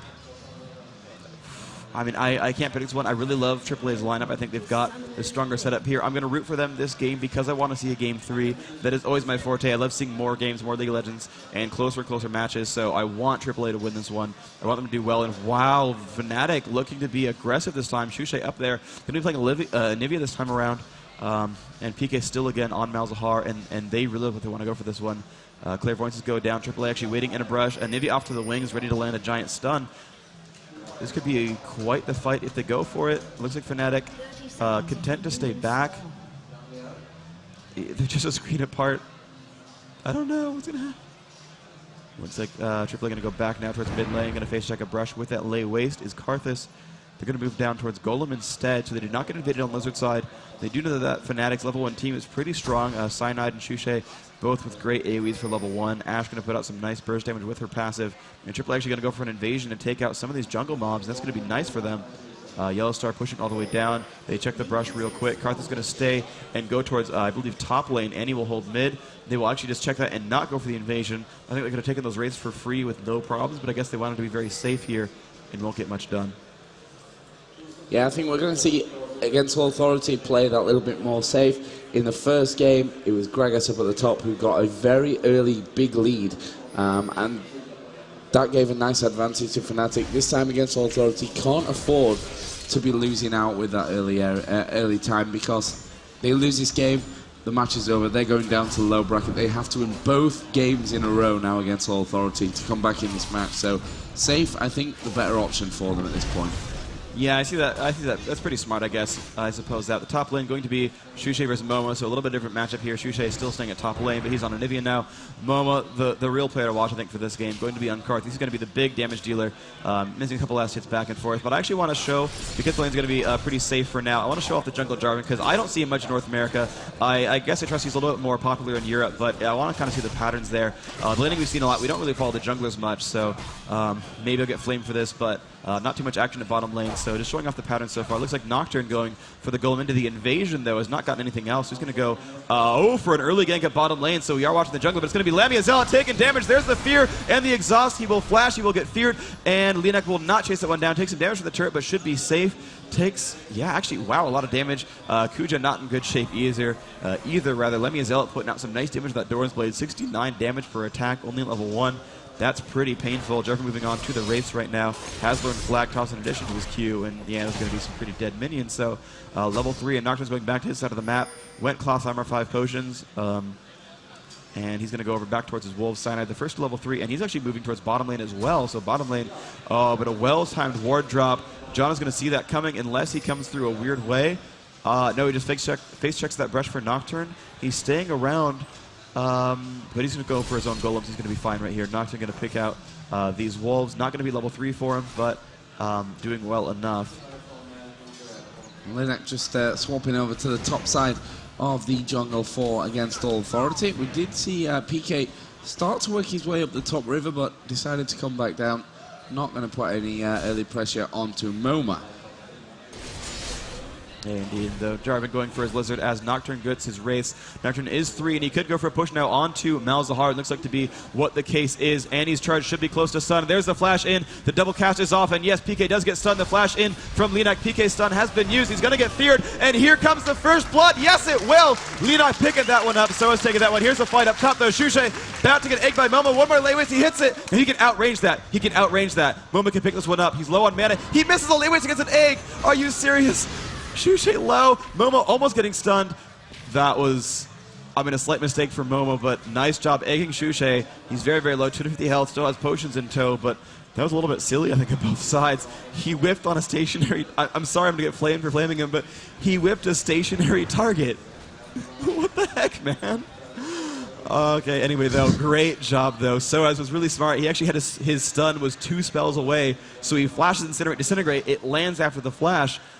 And, the flash comes in from LeNac, gets that fear. Malzahar getting blown up, and now AAA showing the team that they are, getting the first blood, off to great shape here. They are ahead in gold. They have that kill. So Annie going to be the first to level 6 up here. She's already 5.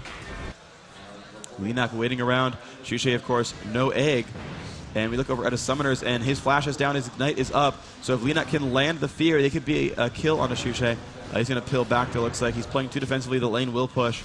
And yeah, it looks like he's going to be safe on that Anivia for now.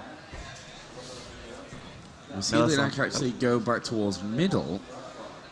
PK is obviously back in the lane. And he has stun ready. In an aggressive position again, and we will see LeNac move in there, getting the extra speed boost. Was silenced there for a second, trying to get that fear off. Not quite working out. Cyanide did come down, and PK will be safe to continue that. Up at top, Shushei playing that one really defensive, obviously, as you mentioned. The egg is not going to be available anymore, so he has to play that a little bit more carefully. Doesn't want to get caught out and start to give Against All Authority that early kill lead. They are 1-0 up, 7.5k against 6.8. Here comes Cyanide, will slide his way in there. MoMa surely going to go down. Brilliant wall from Shushei. It's 1-1, all tied up, 6:20 to go. And this one's shaping up to be a superb game already. Very well played there. LeNac almost getting chased down by that Malzahar. He did get a ward down. Did see LeNac run over towards the map. LeNac still has not picked up the red buff despite all of this action. Now notes that the golems are gone. Going to run over towards the top and hold top lane.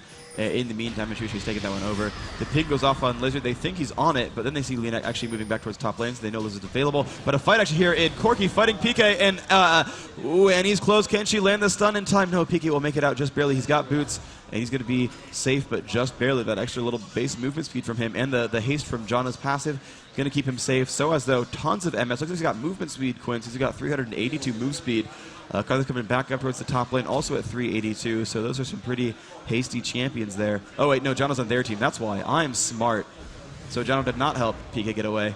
xPeke got away on his own volition. And we're seeing Melisande down bottom is going to pill home. Ash has built up Berserker Greaves already. Corki is working his way up towards Catalyst there with the Ruby and Sapphire crystals. And it looks like Shushei may try to catch MoMa out once again, just coming back into lane. Obviously, MoMa level 6 now, so Fnatic have to be careful not to get too low, otherwise they will all explode, as per usual, with that Karthus ulti. And if you look down at the minion kills, 47 for Anivia, 48 for Karthus, so super close on that top lane. Bottom lane is as follows: 49 for Ash and 57 and 58 for Corki. So, very slight advantage there for Yellowstar. And actually, he's going to put the pressure on. Decides to move away as he does get exhausted. Melisande just putting the pressure in there, and against Authority will be safe, as will Ash for Fnatic. Yeah, so nice little early aggression there. They did manage to burn the exhaust of Ash. Now, Ash is the first on the bottom lane to hit level 6. That's going to be a nice big advantage for her. If she can land an arrow, they can pick up some nice damage. Yellowstar has cleanse, but Jono does not, so they could always jump onto that Jono, get some nice damage out there. She has no boots, no real durability items at all, only the health potion and that one fairy charm. Looks like Golem buff will probably go to Shushei, as Cyanide is doing a lot of the damage there. Has his Madrid's Razor's got to be careful not to steal that one away. Shushei will have Golem buff and will be fighting against MoMa with that. Nocturne not doing away a buff just yet, but will be going for his Golem very soon, and we'll see if he gives that to Annie or not. Down at the bottom, Fnatic being pushed ever so slightly. And Yellowstar, who, as I mentioned before, does have that 10 kill advantage with the minion, so ever so slightly ahead in the farm. Up top is a possible difficult situation for MoMa, who will get walled off, and he's surely spotted Cyanide coming in there as well.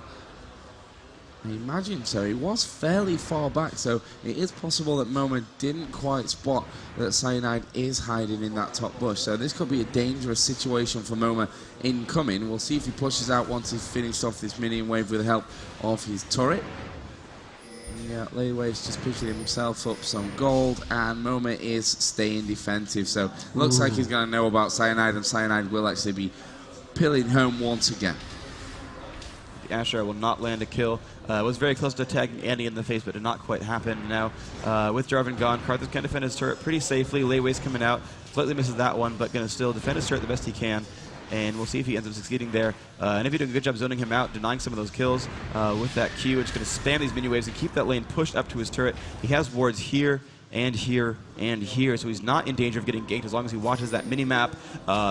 So, in other words, if it were me, I'd get ganked.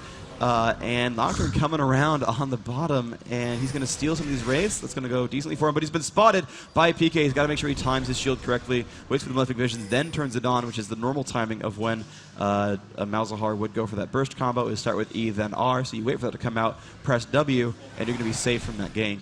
Generally speaking, if he goes for the first cast only on R, he won't do enough damage to stop you.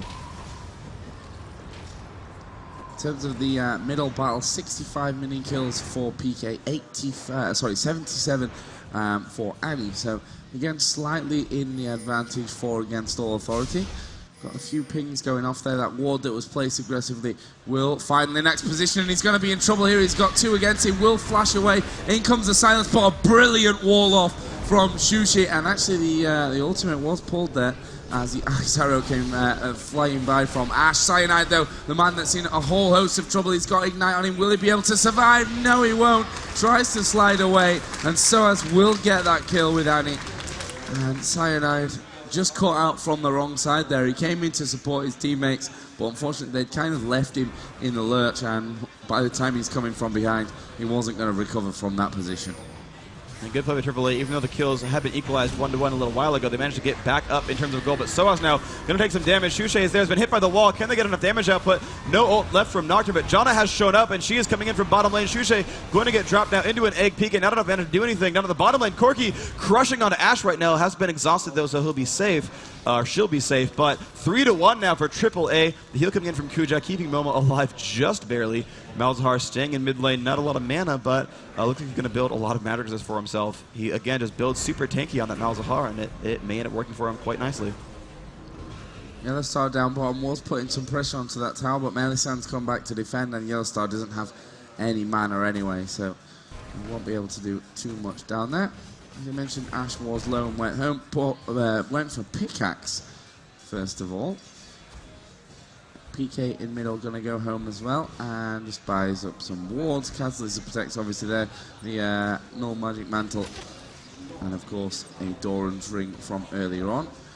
MoMa just going into the jungle there to maybe assist a little bit with Linak. We've got pings going down towards Dragon. There is a pink ward in position from against All Authority, and we see basically a wasted ward there from Melisande because Janna's going to come around and get rid of that one straight off the bat. The thing is, she has a pink ward, and if she was paying attention, they should have seen that Kuja dropped the pink ward, had killed their own. Like, if your ward dies, you know it was killed, it's supposed to timed out, so they had to know a pink ward was dropped. They could have put one down themselves and cleared that one out, and that was, I think, just a lapse of judgment, I guess, because she had one in the inventory, could have done it. So it's a minor mistake to make, but it means that AAA still has ward control over Dragon, and that's going to be a big deal. They got the first Dragon last game. It didn't really save them, but AAA have now been putting on a much better show for the early game, and that could really snowball them the advantage here. And again, I'm rooting for AAA a little bit because I want to see a game 3. Me too. Yeah, everyone wants to see a game 3, so we're going to push on here. Linak and Soaz both with red buff, though Soaz is wearing Jarvan's. A lot of wards coming down here, really aggressive placement.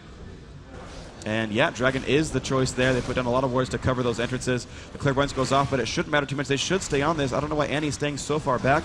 Maybe she's afraid of getting hit. The Ashlar comes on to Kuja. They've got to hurry up with this, so they will pick it up in time, and they will run back, and it looks like everyone's going to be safe despite the Ash arrow. So AAA, 17.1 to 14.8.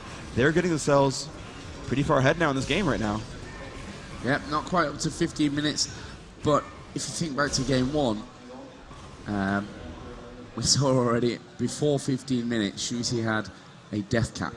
It's true. Before the 15-minute mark. That's so true. Just showing that this one is a lot closer in the early game. Slight advantage, of course, coming out for against All Authority, but we'll see how that transitions as we start to work a little bit further in towards the late game. Linak up to level 8 now, does have the Lizard buff, so that'll give him a bit of a boost. Gonna maybe take the Golem now on that side of the jungle. We see an Oracle's Elixir already coming out from Kuja, so really their ward coverage is going to be very, very strong.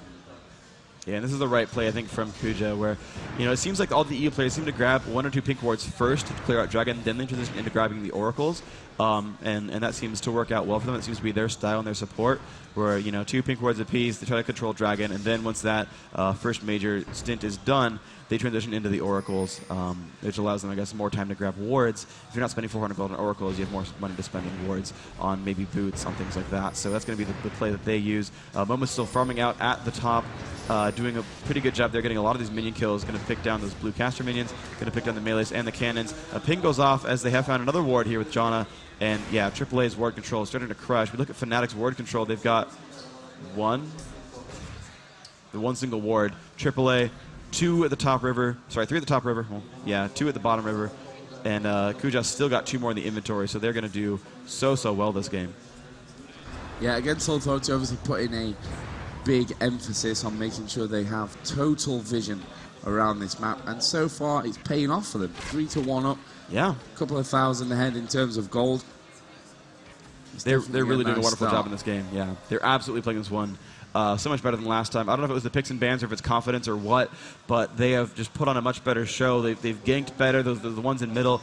You know, Fnatic had one target to go for, and it was constantly like, let's kill Soaz, let's kill Soaz, let's kill top lane. And they haven't had that same sort of goal. They haven't been playing as focused, it seems. You know, they had, you know, the gank on Karthus. They've done some damage there. You know, they've gotten some kills, but they're not really like going aggressively to get the kills, and that seems to be the difference here, where, you know, the teams that are playing aggressively are getting the kills because they're really pushing on. But Fnatic, though, have already killed 1 turret in mid. They're pushing for a second one right now. They are going for an early 5-man push through mid, and Linak could be in bad shape, but he will spell shield that. Nivea will pull back, now Cyanide as well, and they're going to get, you know, 1.5 turrets just from deciding, you know what, let's go, let's do this. And of course AAA must defend. They can't out base race when there's already 5 in mid. Ashe and Jarvan doing some pretty good damage here. And yeah, Peke going to run back towards top now, going to take that over, let Nivea play mid instead. And that actually put them back closer to the game again, 18.8 to 20.6. Only a 2,000 gold game. That's not bad at all. That's only a 10% difference, and really 10% I think doesn't mean too much. So it's a good shot here. MoMa filling out some more of these kills, and now AAA going for the 3-man gank mid. This could be up to maybe a Kenshi AoE enough. Looks like a lot of this damage is going on these minions, but not enough actually, as the team from AAA is still here, and the minions are not dead, so no backdoor bonus. And this is going to be indeed the kill on the turret. AAA equalizing that one out, bringing that score back to their advantage by significant margins, and that's a good turret kill. So both teams have lost one turret in mid. It is 1-1 here, still 3-1 the kill score. AAA in the advantage, and it's a big 5v5 in mid already, 17 minutes into the game. Yeah, and when you lose that middle turret, best reply you can possibly have there from Against All Authority was to push straight back and take the turret of your own. So nicely done from Against All Authority. Their wards have now timed out in and around that river area, so that's something they'll look to work on. I say they timed out, I'm not sure if that's strictly true, because Melisande does have an Oracle's Elixir. I'm not sure if he was, weeding them out or not, or really whether it was just the timing. We've got 1 minute 45 still to go until Dragon spawns. I guess we will see Against All Authority setting up for that one right on time. They want to keep this gold advantage, make sure they keep Fnatic at bay in that one. We've seen ping going off down towards that South River area. I think just warning Corky to be a little bit careful that Fnatic don't surround him from both sides. But actually Fnatic have gone back and taken up their lanes once again. Yeah, so they're game 2,500 gold apart. Linac going to take down Lizard buff, and he's going to lend a helping hand, but really with Corky so far away, he's not going to get Lizards for a while. That's the unfortunate thing about, I guess, being purple team, is that your Lizard is so far from your bottom lane that you don't often seem to get it. Now, we've seen a couple of games where purple goes for the initial steal on Lizard. We saw Epic do that a couple of times when they had Dendin on Nunu, they had Westrice on Vayne, they killed the Lizard, and they laned bottom lane with the early red buff to build some big advantages. But it seems like that doesn't seem to be the style of play for European teams. They do not go for the jungle invasions. And I don't know, I think the NA style where they actually steal those buffs proves to be stronger because they don't get punished for it. So they build some nice advantages, get some free gold and XP and lane control. And who doesn't want free advantages, right? A free advantage is the best kind of advantage. Well, yeah, you don't want to have to earn your advantages. That just takes a lot of effort. I just want free ones. Give me a win, no problem. Basically, as long as Joe predicts that I'm going to lose, that's a free advantage. Right. That's the kind of things that I like. I'm terrible at that. Yeah. So 15 seconds, I think it was 45, 47 there or thereabouts until, for the Dragon. As you can see, Fnatic are set up nicely, and they're starting to rectify that whole disadvantageous ward position that they had before. And they are right on Dragon. Yeah, it was 47. I timed that one to perfection. Well done, well done. You should be on a pro team. Yeah. Just predict loss every time for your team and you'll win. So, but this is a good play by Fnatic. They shoved out bottom lane and they've taken control over the Dragon. An arrow comes out, stuns Soaz in the face. The walls come out to try to block everyone out. Soaz still silenced. Nocturne going to jump in there into the front onto Shushei. What kind of damage can they do? Well, Sona's going to make people dance. Melisande going to be the first to drop. Side identified dropping as well. Now AAA going to push down. Will they pick up Ash? Linac getting slowed down by that team. And wow, Corky chasing now onto xPeke. It is a 2 versus 0 trade. They're going to actually back out. AAA is safe here. They got the Dragon kill. Fnatic did. They're going to time this one out. They're going to clear the ward. But they killed the Oracles off, though. So even though there's 1,000 gold for the Dragon kill, about 700 to 800 gold picked up for the kills from AAA, they lost 400 gold worth of Oracles, and that is going to be very, very harsh for them. AAA coming out on the advantage there purely because they forced that Oracle's death. And they're going to push on. Looks like Corky going to do a lot of damage to the bottom lane. He might kill it off this minion wave. He does have the Sheen. He's actually building more of an AD style build, not going for Trinity Force, but not going for the Mana Meter. But it doesn't matter because here comes the fight into mid as well. xPeke kind of trying to jump onto Soaz. There's a good wall from Shushei, but the flash going to keep him safe. Otherwise, that route out was going to be unsafe. Looks like Corky will pick up that kill on that turret using rockets to help proc that Sheen and get the damage output there. Fnatic 5 men strong in mid. They could go for another push as it looks like AAA load up that they will have to actually retreat. Linac no mana, Soaz no mana, MoMa no health, and Fnatic could go for top lane and take a turret. And I think they should. This would be the advantage. Are you serious? They're pinging Baron. But that's AAA pinging Baron, so I don't think it's going to be Fnatic's idea. Fnatic going to pick up the Golem buff onto Shushei. I really think they should go for this turret kill. It would be pretty much free. AAA is not positioned to defend that, but imperfect information. Yes, they're going to send 2 up there, 3 up there, 4 up there. They're going to go for this turret kill. Corky and Janna coming to defend, but Janna and Corky can't defend that by themselves. So here we go. Fnatic going to do what damage they can. They have half one minion wave and a full another one coming up as well. Going to put for the damage here. The nice rocket coming out. Going to clear out a lot of these minions, but they're going to get pretty much, I think, a free turret here. They're going to bring that one 2-2 on turrets, tying that game closer, 24.9 to 27.3. Again, a 2,000 gold game. This game, nail-biter pretty much. Yeah, and that's exactly what we expect, and they're all brilliant back there as Against All Authority were pushing straight through. Yeah, Cyanide don't go back just now. You have 3 men pushing, 4 men pushing, 5 men once Annie gets there onto this top turret. So real back and forth game at this stage. Shushei taking a bit of a hit there from that rocket of Corki. But I think they've done enough to scare Against All Authority back. Unlucky for the French team that their minion wave is a little bit behind. But there we go, the initiation. And we are going to see Shushei falling very, very quickly. And Against All Authority march on in this one. It's actually a 4 versus 3 around there. 3 from... 1 from Fnatic very, very low. That's with Java. And it looks like Fnatic are going to start to push straight through, but they need to be careful here. Big hit coming out again from Yellowstar. That was great defensive play from Yellowstar. Really keeping things safe, and they are going to decide to flash away through the Baron pit. Yeah, they're going to make it out safely. I'm surprised Fnatic did not pick up more kills. They have Ashe with double buff, so she can spam out volleys, and slow with Frost Arrows plus the Lizard buff. They also had Sona in there who can spam those hastes. Looks like Clairvoyance did reveal AAA running away, but they will not be able to catch them. But they still have map positioning advantage. PK trying to run around, pick up a kill, was not able to grab one. Lemia Zealot killing the rest of these Wraiths, doing pretty good there. And yeah, they're going to clear out the rest of this minion wave in mid. They did save that top turret. They did go 1-1. They picked up Soaz right away. Melisande dropping a great ultimate, stunning her out, and the kill did in fact go up for the team. So now Anivia and Ashe both have a kill apiece. Ashe actually 1-0, 152 minion kills, has Infinity Edge already, so she feels above Corki in damage output. Sheen is strong, but only the VF sword there, so it looks really strong. PK trying to steal the Lizard, but Yellowstar is going to spot him. Ashe going to put on a good hawk shot. Now can they get the rest of his damage output? Who will get that one? Ooh, looks like it will be for Fnatic, and that is a good steal for these guys. Yeah, really nice timing there from Fnatic, and it looks like they're going to put their pressure right down onto this bottom lane. All 5 from Against All Authority coming in. There goes the arrow from Ashe, does catch Yellowstar. Are they going to jump on top of this one? They have to be careful because, of course, that turret will be doing the damage as well, and they decide not worth it, not a good position to be fighting from. But they're still going to keep the pressure up on this turret, and that's a great wall off from Anivia, and this will secure this bottom turret for Fnatic. It's now 3-2, tower advantage going over to Fnatic. Gold is 1,000 or so in the advantage of Against All Authority. It's a super close game still as we hit the 25-minute mark almost. Yeah, 25 minutes in, this game is super, super close. Again, 1,000 gold difference is almost nothing.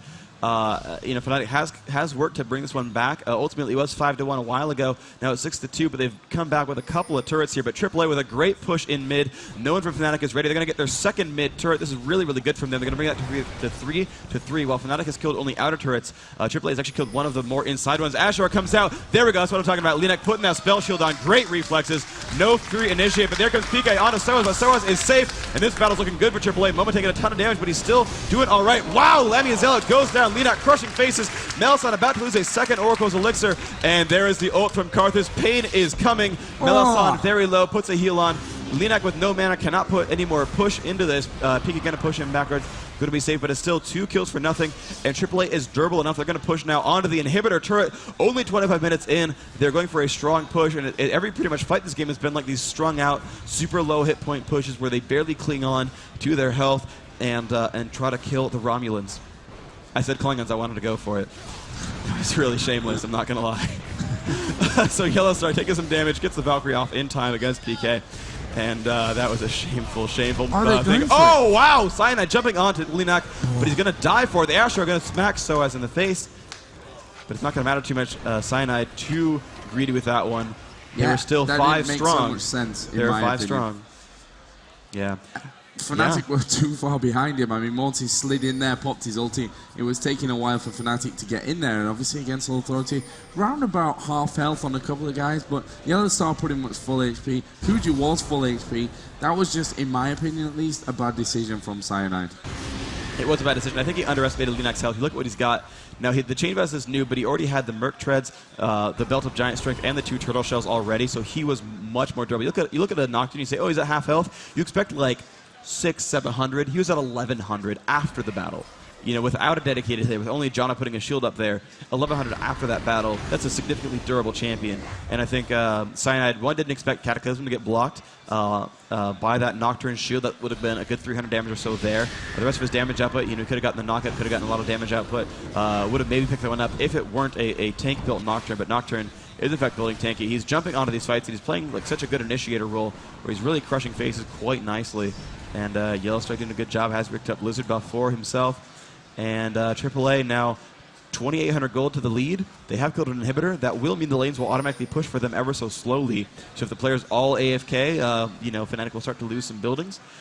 But it also means that, you know, they're going to be on the defensive side of the map. Fnatic's going to have a better time farming minions, but also AAA having a better time pushing. They're going to get this top turret pretty much for free. That's going to start building more and more advantages for them.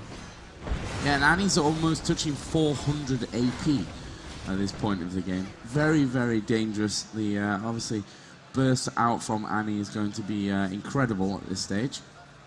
Nivea with Shushei only got 230, so you know, Fnatic lacking behind me that one a little bit. And look at this, Against All Authority are going for Baron. 27 minutes into the game, and Fnatic are kind of poking around there. We will see the arrow coming in from Ash, and that's surely going to be the push in there, and it's great so far from Against All Authority. MoMa trying to defend this one. Baron is going to be taken by Against All Authority, but there's only a couple against them there. In comes the ultimate. Obviously the egg will keep Shushei alive. I don't think Linux got the damage output to get this one, and no, Shushei will come back up. Lamia has taken down Yellowstar. Are they going to push in for the kill? I'm not sure that they are, and we saw PK there just pushing around the corner. Corki downed, and 4 dead from Against All Authority.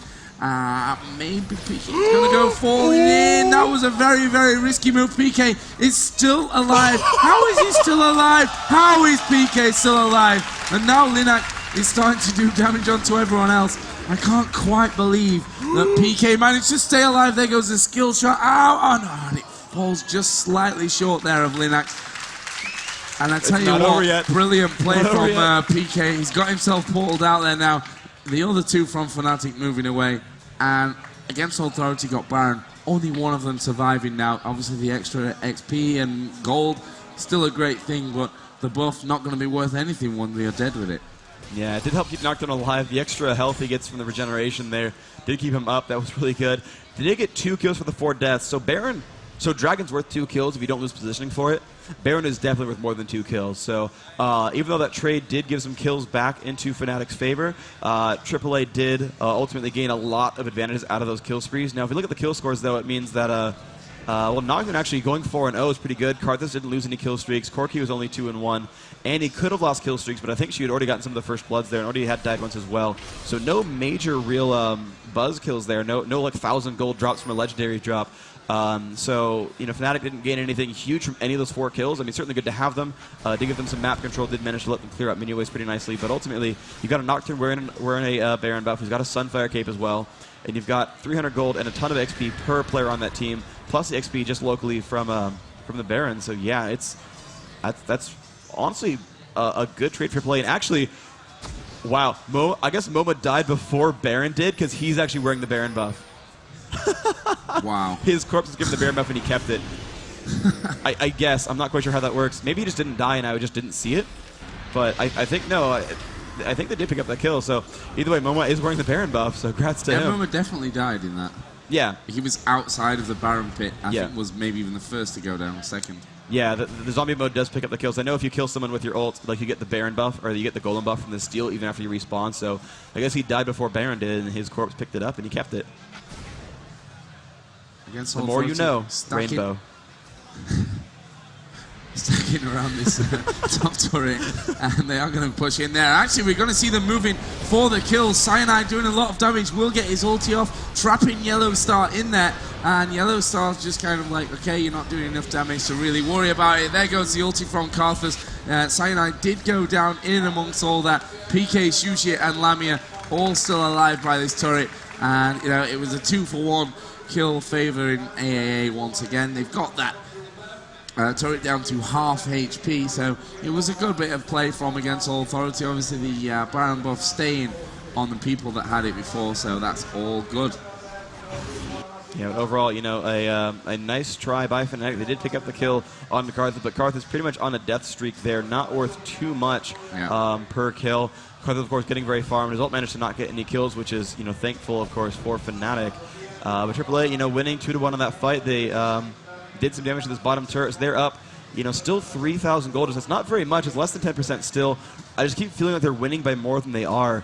You know, the kill's up by 6, the tower's up by 2, they've got the Baron, they've got a couple more dragons. Looks like Nocturne waiting around for the dragon to respawn, actually. And AAA, wow, stealing a Lizard as well. They're in such great shape here. But somehow, yeah, you know, we saw that before, which was, what was it, Team Solo Mid vs AAA, I think was the match, where it was just super close and you know, the gold was just stagnant the entire time, even though it kept feeling like AAA was winning. It's kind of this way as well, where it just feels like AAA is crushing, but it's so incredibly close, and I don't know quite why that is. It looks like Against All Authority are going to have Dragon. Look, Fnatic starting to move in there. They did have a ward in that top river area, and they are going to push in. Dragon is still alive, and Fnatic are going to steal that one. Nicely done from Fnatic. That was brilliant play, and getting themselves in there just in time. Question is now, how's the fight going to go? Arrow comes out from Ash. We have to be careful. PK very, very low. MoMa is going to be trapped inside of the Cyanide ulti, and Cyanide has to flash away from that one. Bit of damage coming out onto Melisande as well. Linak, of course, did go down in and amongst all that one. So a 2-for-0 for Fnatic, plus the Dragon steal. That was a very, very nice one from Fnatic. And glorious play there, and actually going to push in. Oh, they almost spotted Yellowstar on that brush. Fnatic will push in for this inhibitor. They got that one a while ago, but they're going to... Wait, no, this is their own base. Sorry, I see red health bars, and that confused me. I saw a red health bar, and normally the red health bar means an enemy building. So I was like, they're in their own base. So fail there. Somehow they were pushing their own buildings, but looks like PK is going to give the golem over to Shushei. Shushei seems to be the one who wears golem at all times for their team. I know we talked with Fnatic in some of the interviews saying, you know, you want to get one golem buff caster and one non-golem buff caster, saying that Malzahar is a champion who does not need golem to do well. He's more burst based. He's got low enough cost that if he comes into the fight at full mana, he's going to end it at half or 1/3 and do all right. But overall, great play from these guys. Cyanide FI initiating on into Karthus and managed to pick up that kill before Karthus got to do much. But still, 1,400 gold to the lead for AAA. They do have the better Baron timing. Fnatic actually getting ready for it. Melisande looking around for wards, will not find any. We'll be happy with that notification. But Baron should be coming up in the next minute and a half, I think. It had timed up before that Dragon fight, so Baron will be up before Dragon. And you know, that buff respawns 3 minutes after it times out. It's a 4-minute duration, 3-minute respawn timer. And let's see what they can do with this. Looks like PK going to stay and recall in mid. And AAA kind of getting ready. Now, you know, we saw Melisande a little bit earlier was clearing out wards. Now Kuja doing the same thing, but unfortunately not having an entourage to clear these wards, with which to clear these wards out. Now coming in here, going to find one right outside the pit, going to pick that one up easily. Should go inside and find the other one. Great play. Yep, will spot that one. Good smart play right there. Going to realize that they are nearby, picking that one up. And now it's going to be, you know, the game where everyone knows everyone wants Baron, and everyone knows that everyone knows everyone wants Baron. And we'll see how that plays out. And a lot of magic resist coming out from Fnatic now. They're building Banshees veiled left, right, and center, and that will counter some of the stuff, especially from Karthus' ulti, of course, and also the shield. Just when they're initiating that fight, give them that little bit of extra shielding ability. And Fnatic are setting up around here. They obviously lost all their wards against All Authority or all inside the bush. Fnatic have pinged it, so they know they're there. Well, now they know they're there as the Hawk shot comes out. Yellowstar having his Banshee's Veil popped. And Fnatic still waiting around. This could be a real pivotal fight in this game and how it's going to turn out. Yeah, this fight might have been everything. Determined for it. If it's a 5-0, it's a win. Whoever wins it, if a team wins this fight 5-0, the game was going to end, almost definitely. Against All Authority stacking up over on the right-hand side of your screen. Fnatic all getting ready on the left. Clairvoyance comes around. And from Against All Authority's point of view, they don't want to take a fight right now. Especially since the fact that Lamia and Cyanide both have the shields up from Banshee's Veil. They should get rid of them first before any kind of initiation goes in. And yeah, Corki, that's his main job right now, just to try and get rid of them. And Ashes is popped. We actually see the arrow coming out here, and it is going to go out onto Soaz, and here is the big fight. This could decide what's going to happen in this game. First kill comes out for PK. Yellowstar is in the middle of it all, but he is surely a dead man. Will Valkyrie away? Kuja is so low. Ultimate comes out from Karthus. Are they going to follow up on this one? Surely they will. Yellowstar is still getting away, and they need to wall off, and there is a wall, and it's coming... slightly wrong position, unfortunately, for Fnatic, but they've killed 4. Yellowstar so close to going down. Valkyrie back into base, but Fnatic should be pushing this one out. A little bit unfortunate for them. The minion line is way back, and they're going to clear out jungle, actually pushing out onto this top lane. Good kind of foresight from them. The minions are pushed up a lot further than in the middle, so Fnatic now can start to push in a little bit extra. We are going to see the golem buff being stolen as they ping it there. This will be going out for Shushei, who has got pretty much no mana. Actually, Yellowstar doing a good job to come back in onto this top lane, and will try and get the steal in, and he got it. Oh, he got it. Nice. Amazing. Nice, Yellowstar. Nice job by him. That's going to be really good. Corker with blue is super powerful. He's got his Bloodthirster and Trinity Force now, so he's got a ton of move speed. Counting Janna as well. 423 move speed, 278 damage per attack. Looks like his Bloodthirster is maxed out by now. He's not gaining AD from these kills, so he has got tons of damage output on him. He's going to be nice. And wow, AAA, because of that retreat from Fnatic, are in fact going for Baron. Look at the vision right now. Fnatic knows, AAA knows they've been spotted now, but can they get it in time? It's going to be close. And I'm not quite sure it is yet. The fight has started, and it's grabbed by Fnatic. This is good shape for them. Let's see how this fight's going to turn out. Looks like Kuja already dead. Yellowstar getting crushed right now by Shushei and the rest, and this is looking so good for Fnatic right now. All AAA trying to run away. Great double knockup, and the ult going to block off 2 of them. Soaz going down. MoMa and Leonak both very low. Sana getting feared. He's going to walk back. Yellowstar and Leonak, the only ones left alive. Looks like MoMa will time out soon. The ult's going to go off, not pick up any kills. Oh, Leonak almost dropping down to Cyanide, and that was a wonderful fight from Fnatic. Now finally ahead in gold for, I think, the first time in this game, winning another fight 3-1 and getting the Baron. Yeah, these last 2 fights, I mean, Fnatic, in the last one, they took down 4 from Against All Authority. Didn't actually manage to do anything with it, apart from obviously the extras that they get from the kills. They didn't get that golem buff because Corky stole it right at the last second. They didn't take any put any damage out onto the turrets, but well, and also they almost lost out on Baron. That was nicely stolen at the end. That fight, however, was a lot more advantageous for them, and the question is now, what are they gonna do? What is the plan from Fnatic? They are actually starting to move back into a more defensive position. Obviously, there is no inner turret left anymore, no base turret left for Fnatic, so they have to be careful that that inhibitor doesn't get pushed. And that's going to really work nicely for Against All Authority, because they know if Fnatic starts to push, they've always got one eye back onto their base, and they can basically force the blue pill to come out from Fnatic at any given moment when they're pushing by just sending one man in and giving a bit of grief down onto that inhibitor. Yeah, Yellowstar, though, pretty smartly has stolen the Lizard Buff. That's going to be huge for them. They really need that. AAA's team fight, again, without a major tank. They do have Leonak initiate, but he takes enough damage now that even with Sunfire and Hexdrinker, he takes enough damage in these fights. He actually manages to get killed somewhat easily. He does usually survive the rest of the fights, but he's killable. And the rest of the team just dies so incredibly fast. They keep landing arrows. This poor Ashe, or actually this great Ashe, this poor Annie, keeps getting plugged by these attacks. We saw the giant team fight in mid where they went, I think it was 4-1. They hit her with the arrow, and she died before she got to even do anything. She really needs a quick service Ashe or to sit farther back with her team. She needs to not take an Ashe arrow. That is winning them the game right now for Fnatic. And Yellowstar going to find PK across the map. He's getting him down to half health already. He looks like he's not going to get jumped on. And there comes Nocturne as well, but the team is not ready for them. And there's the dance off on Leonak. And here comes Jarvan putting out a ton of damage. The heal comes out. The Ashe arrow is going to hit nothing. And they're going to blow up xPeke. And AAA is going to jump into the rest of this fight. MoMa in the front. And looks like Yellowstar putting out tons of damage despite the exhaust. And MoMa will die, but Cyanide getting kind of low. And wow, Yellowstar getting blown up. Elmia Zealot will go down to the Karthus ultimate. That's going to be nice for them. Now, poor Kuja taking a ton of damage. Soaz taking a ton of damage. Cyanide FI in the middle of that one. Soaz putting a stun down. Leonak nearby lands the Q. Shushei coming in though with giant stuns. Can he kill Leonak? No, he will spell shield that, but the ignite is ticking down, and the wall means the death. Great play by Shushei. 2 deaths, 3 kills for Fnatic. The Baron buff definitely helped them out quite a lot. The damage output and the durability from the regeneration did win them that fight. Overall, a great try on the initiate for AAA. They did drop out 2 of those Baron buffs. That fight was close. They did get that kill onto 2 of those major opponents there, so that wasn't bad at all. And the kills really went on the carry. Still a 0 kill support, that Kuja, but Sona with 2 of them. So, you know, if you really want to talk about who the gold should go to, technically maybe 2 of those kills don't count. Because Sona not, you know, the best with farm, but she's picked up an Aegis and some regeneration, and you know, she's pretty durable now. She's actually going to be hard to kill. She does have the least deaths on that team, and that's going to be really powerful for them. And she has less deaths than the Janna, so less oracles, generally speaking, getting removed.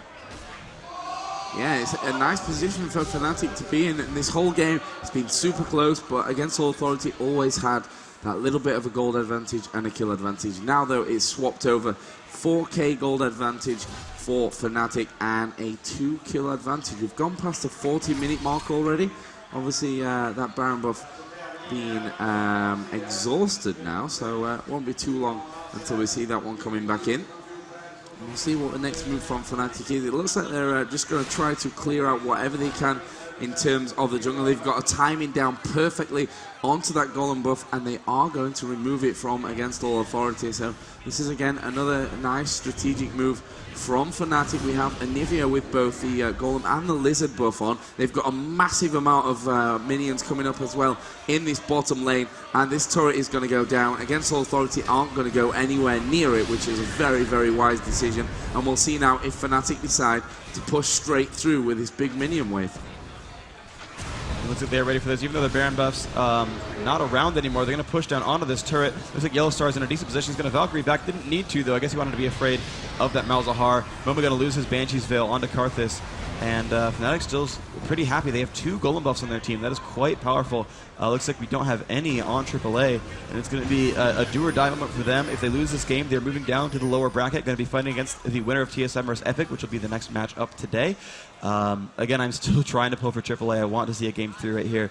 They're close on this one. They had an advantage. They've lost that since, but they still have the damage up. But Yellowstar so incredibly farmed, getting another BF sword that's probably going to be an Infinity Edge. And here comes the darkness, and Kuja in the back. Linak jumping onto Elmia. Zealot will fear him. Now jumping on Shushei. Shushei almost about to get egg, but won't quite do that. Linak still very low. MoMa in the back. Soa's going to get blown up by Ashe right now. And now Linak pulling back. Sanidify staying alive. MoMa going to lose his life as well. Yellowstar getting very low. The ult comes out. Linak extremely low. So is Yellowstar. Linak trying to stay alive. Will he be able to?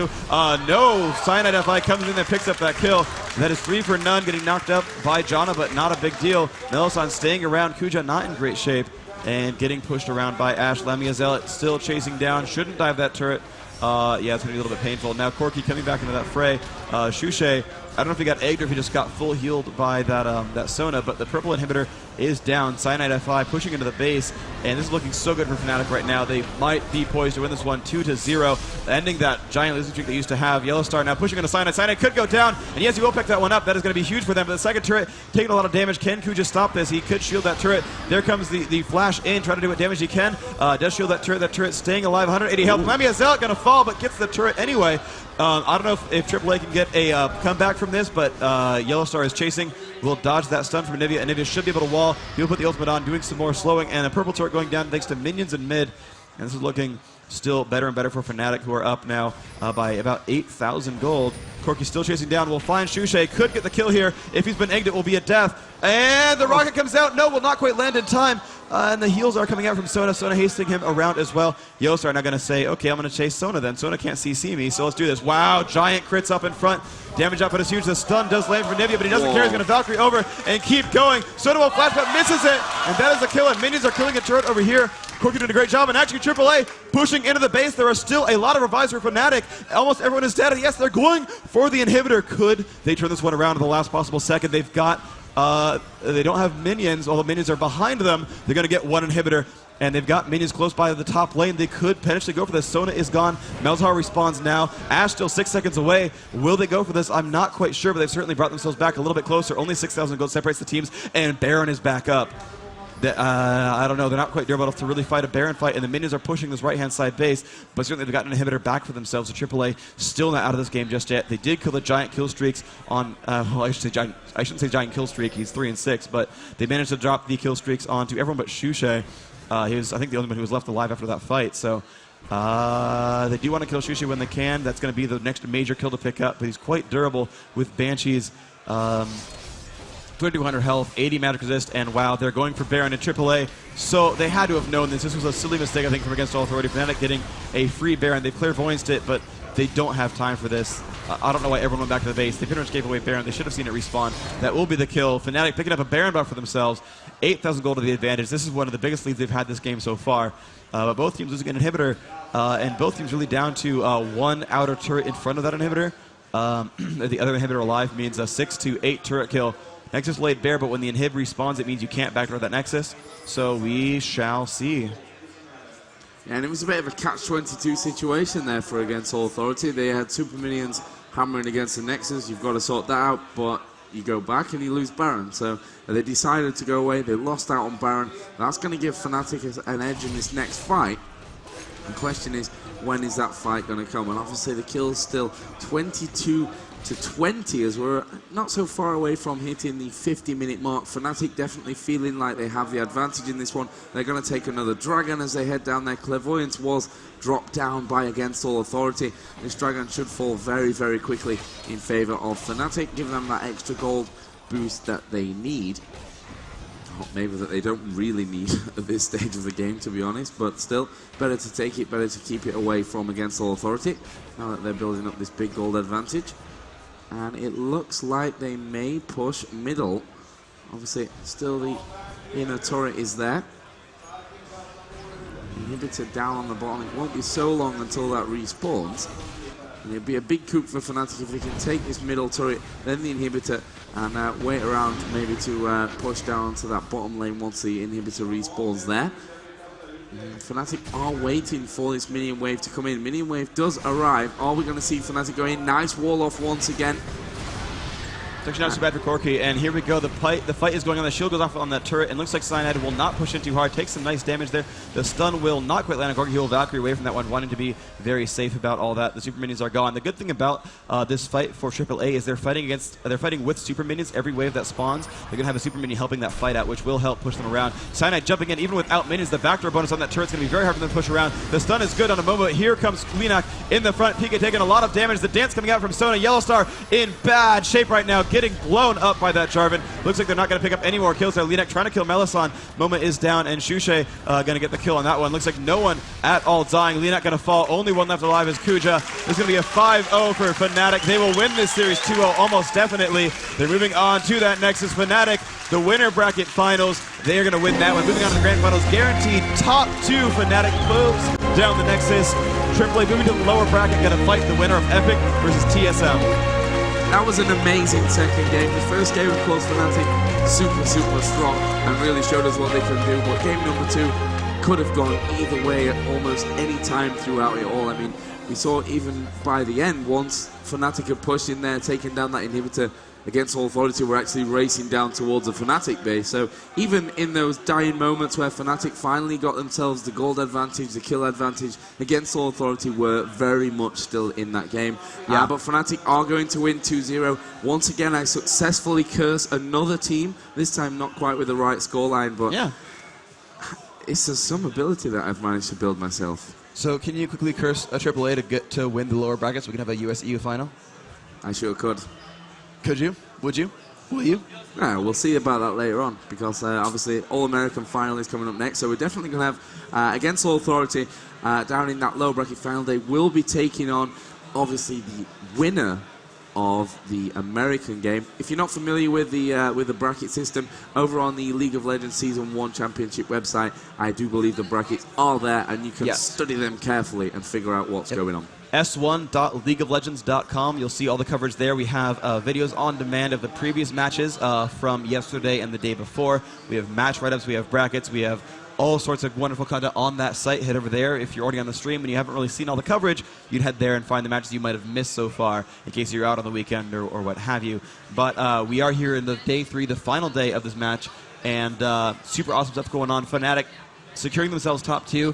The grand finals are going to have one European team, so you know, all the Swedish fans, all the European fans in general, going to be happy about that one. Yeah, and the great thing is, with the double elimination system, when you win that upper bracket, you have a very comfortable position in the grand final because the team coming from the low bracket cannot afford to drop a single game. As we saw a little bit earlier on in the tournament with the relegation games, it is a weighted best of 3, so the upper bracket team will have a 1-match advantage. And the way that Fnatic have been playing, you know, yesterday and today, they're just not losing maps. They're not losing single games anywhere, it seems, across the board. They're just super solid. Even the close ones, yeah. So they're moving on right there. So they are one of the top 2 teams. They have to win one and only one game in the grand finals, which will be midnight tonight in Sweden, 3 p.m. East, 3 p.m. West Coast, 6 p.m. East Coast. So the next match will be going on at 4 o'clock here in Sweden, and that is going to be in about 38 minutes if my eyes don't deceive my computer clock, deceive me there. So 30 minutes until the next game actually starts. We might have some coverage a little bit before that, but that will be when that game will happen. In the meantime, let's just talk about that game some more. That was a crazy close game, another 50-minute game right there. We saw one of those yesterday in a AAA TSM, but we got another 50-minute game in this one, and I really thought AAA had it. I really did. Yeah, me too. It was so close the whole time, but everything was pointing towards AAA edging that one out. You know, they had that slight kill advantage. The gold advantage at some point was, I think, around about 5, 6K. Fnatic then managed to turn it around and had an 8K advantage at one point. So it was one of those games that, for me, are the most exciting games to see, where you can't actually call really who's ahead. Aside from looking at the gold and the kills, you know, which is always a good indication of who's ahead, but when you watch the match, something tells you that there's no real advantage for either team, and that's what we saw yesterday with TSM against All Authority in the second game, and also here in this second game. The first game of today, I don't think we really need to talk about too much. You know, everyone saw that Fnatic were just dominant through it. Yeah. This one, however, you know, just a classic game of League of Legends, and that's what makes, you know, 215,000 people watch the stream. Darn right. That game was super crazy good. I'm looking over at the scoreboard. Yellowstar, the only one to break 300 minions with 362. Went double Bloodthirster in that game, in addition to his Trinity Force and his Banshee Veil. Even got a Heart of Gold in that game, I think, to build some armor for himself. Try to stop that Jarvan. Was going to start with a Heart of Gold, probably build into a Randuin's Omen later on. It's a great item to pick up if you need durability. Look over at Cyanide FI, who seemed to be, he really didn't get all the glory. He seemed to really be the star player for that game. 3 kills, 22 assists. And that is, I mean, 25 total points there. That's more than Ashe got. It's more than Nivea got. Yeah, he was the most impactful player of that game as far as kills are concerned. 3 kills, 22 assists. Always jumped onto either Soaz or MoMa or Yellowstar, and he pinned them in there and would just destroy them. Only 141 minions, but it didn't matter. Did so much damage, got farmed up. You know, had a Wriggle's Lantern, had a Banshees and a Force of Nature, and was even almost done with Randuin's, but just built a ton of MR stack, even with those Mercury Treads as well. So he was not going to die to Moa, not going to die to Soaz. Yellowstar doesn't want to kill a Jarvan, who gets some free armor from ranking E anyway. And so Cyanide FI, even though he had 6 deaths, the most on the team, they were all worth it, you know, type deaths, and it really did a ton for his team. Melisson, only 3 deaths as a Sona, and that's the thing, you know, there's a thread on the forums about you know, what you learn from these games, and it's don't die as support, because you're not very durable. You can play defensively and do well, even if you're not in the middle. But we are ready for some interviews after the game, so we're going to ship that one over to them. Hey, I'm Karen Vinduk, and I'm here with MoMa from AAA. So we just saw them face off against Fnatic. And how are you feeling right now? Yeah, I don't feel good, but yeah, the life goes on, and we have still a chance to go to the grand final, so we will see. Yes, absolutely. You still have a chance. So, you know, in that last game, you guys had an early advantage. You know, how did that come about? Well, we picked Annie because with Annie you can get very much kills at the early game. Because of the flash and the stun, it's pretty often a kill. Yeah, and I don't know what to say else. It was about Annie, yeah, and Yellowstar had a good farm on bot lane, so yeah, that's it. Now, you know, Fnatic obviously is very well known for timing those Baron and Dragon spawns like precisely to the second. So for you guys, you know, you went after Baron and Dragon a few times, got ganked, and it got stolen a few times. You know, what went wrong there? I don't know. We rushed to Baron, so it was so useless. We lost the game at the Barons. The first one was okay. We still got the Baron, but the second one we lost, and we shouldn't rush the Nashor. We didn't need that because we had the lead and we gave it away because of the Nashor, so that's very bad of us. and you know, there was a lot of really amazing team fights in there. You know, a lot of 5v5s all over the map. You know, how did you really expect those to go? We expected to initiate the fights with the Annie, but one time we got initiated by the Ash Arrow and we failed that team fight very hard. The plan is that we initiate with Annie, I flash in with Karthus and do so much damage as possible, die in the team fight and do still my damage and press my ultimate. But somehow it didn't work out for me because all the walls from Nivea and the poke from Malzahar, and I went pretty often very low and I couldn't do so much what I wanted to do. Right, well, you know, we've seen a lot of great plays from you all so far, so we know you have a lot to offer. You know, you guys have another chance at the Grand Finals coming up later today, so best of luck to you. We know you guys will be great, and I'm going to hand it over to Andrew, who's with Team Fnatic. Thanks, Karen. Hey, everyone, it's Andrew, and I'm here with the one and the only Shushei, who is very happy after the great game that you guys just played. How does it feel to almost be eliminated on the first day and then come back and be one of the 2 teams in the finals? It feels awesome, but yeah, when Peke actually came here, we like felt so much power. And the one thing, I think the lucky charm is my hair, because the first day I had my hair tied in a ponytail, and yesterday and today I had it loose, and yeah, we won everything so far. Awesome. Well, you know, they were able to kind of take you out of the Gragas and the Alistar game with the picks and bans, but then you came up with the Nivea. Was that hard for you to adapt, or was that pretty easy?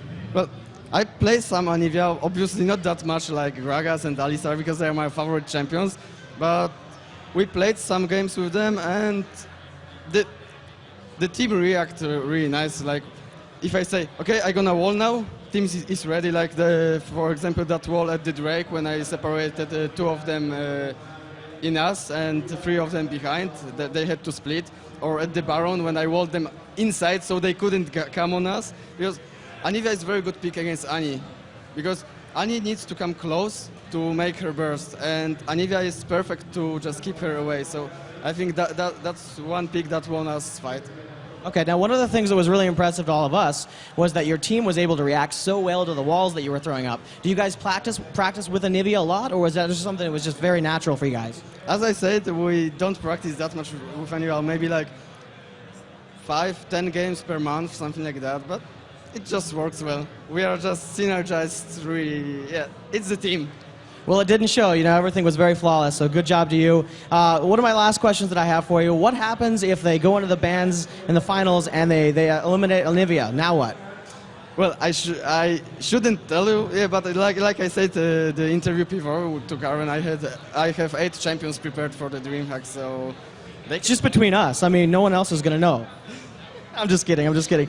So I don't know if you know this or not, but over the last game, you now have a fan club in the North American forums. There's a bunch of threads all about Shushei, and there's a fan club. How does that make you feel to have that recognition in the US as well as Europe? It feels awesome, man. Awesome. Yeah. Do you have anything you want to say to the fans in the North American forums? Of course, thank you for the support, and I hope you enjoyed our games, and yeah, that's all, I think. Awesome. Well, thank you so much. All right, we got more to come. Stay tuned. Back to you guys.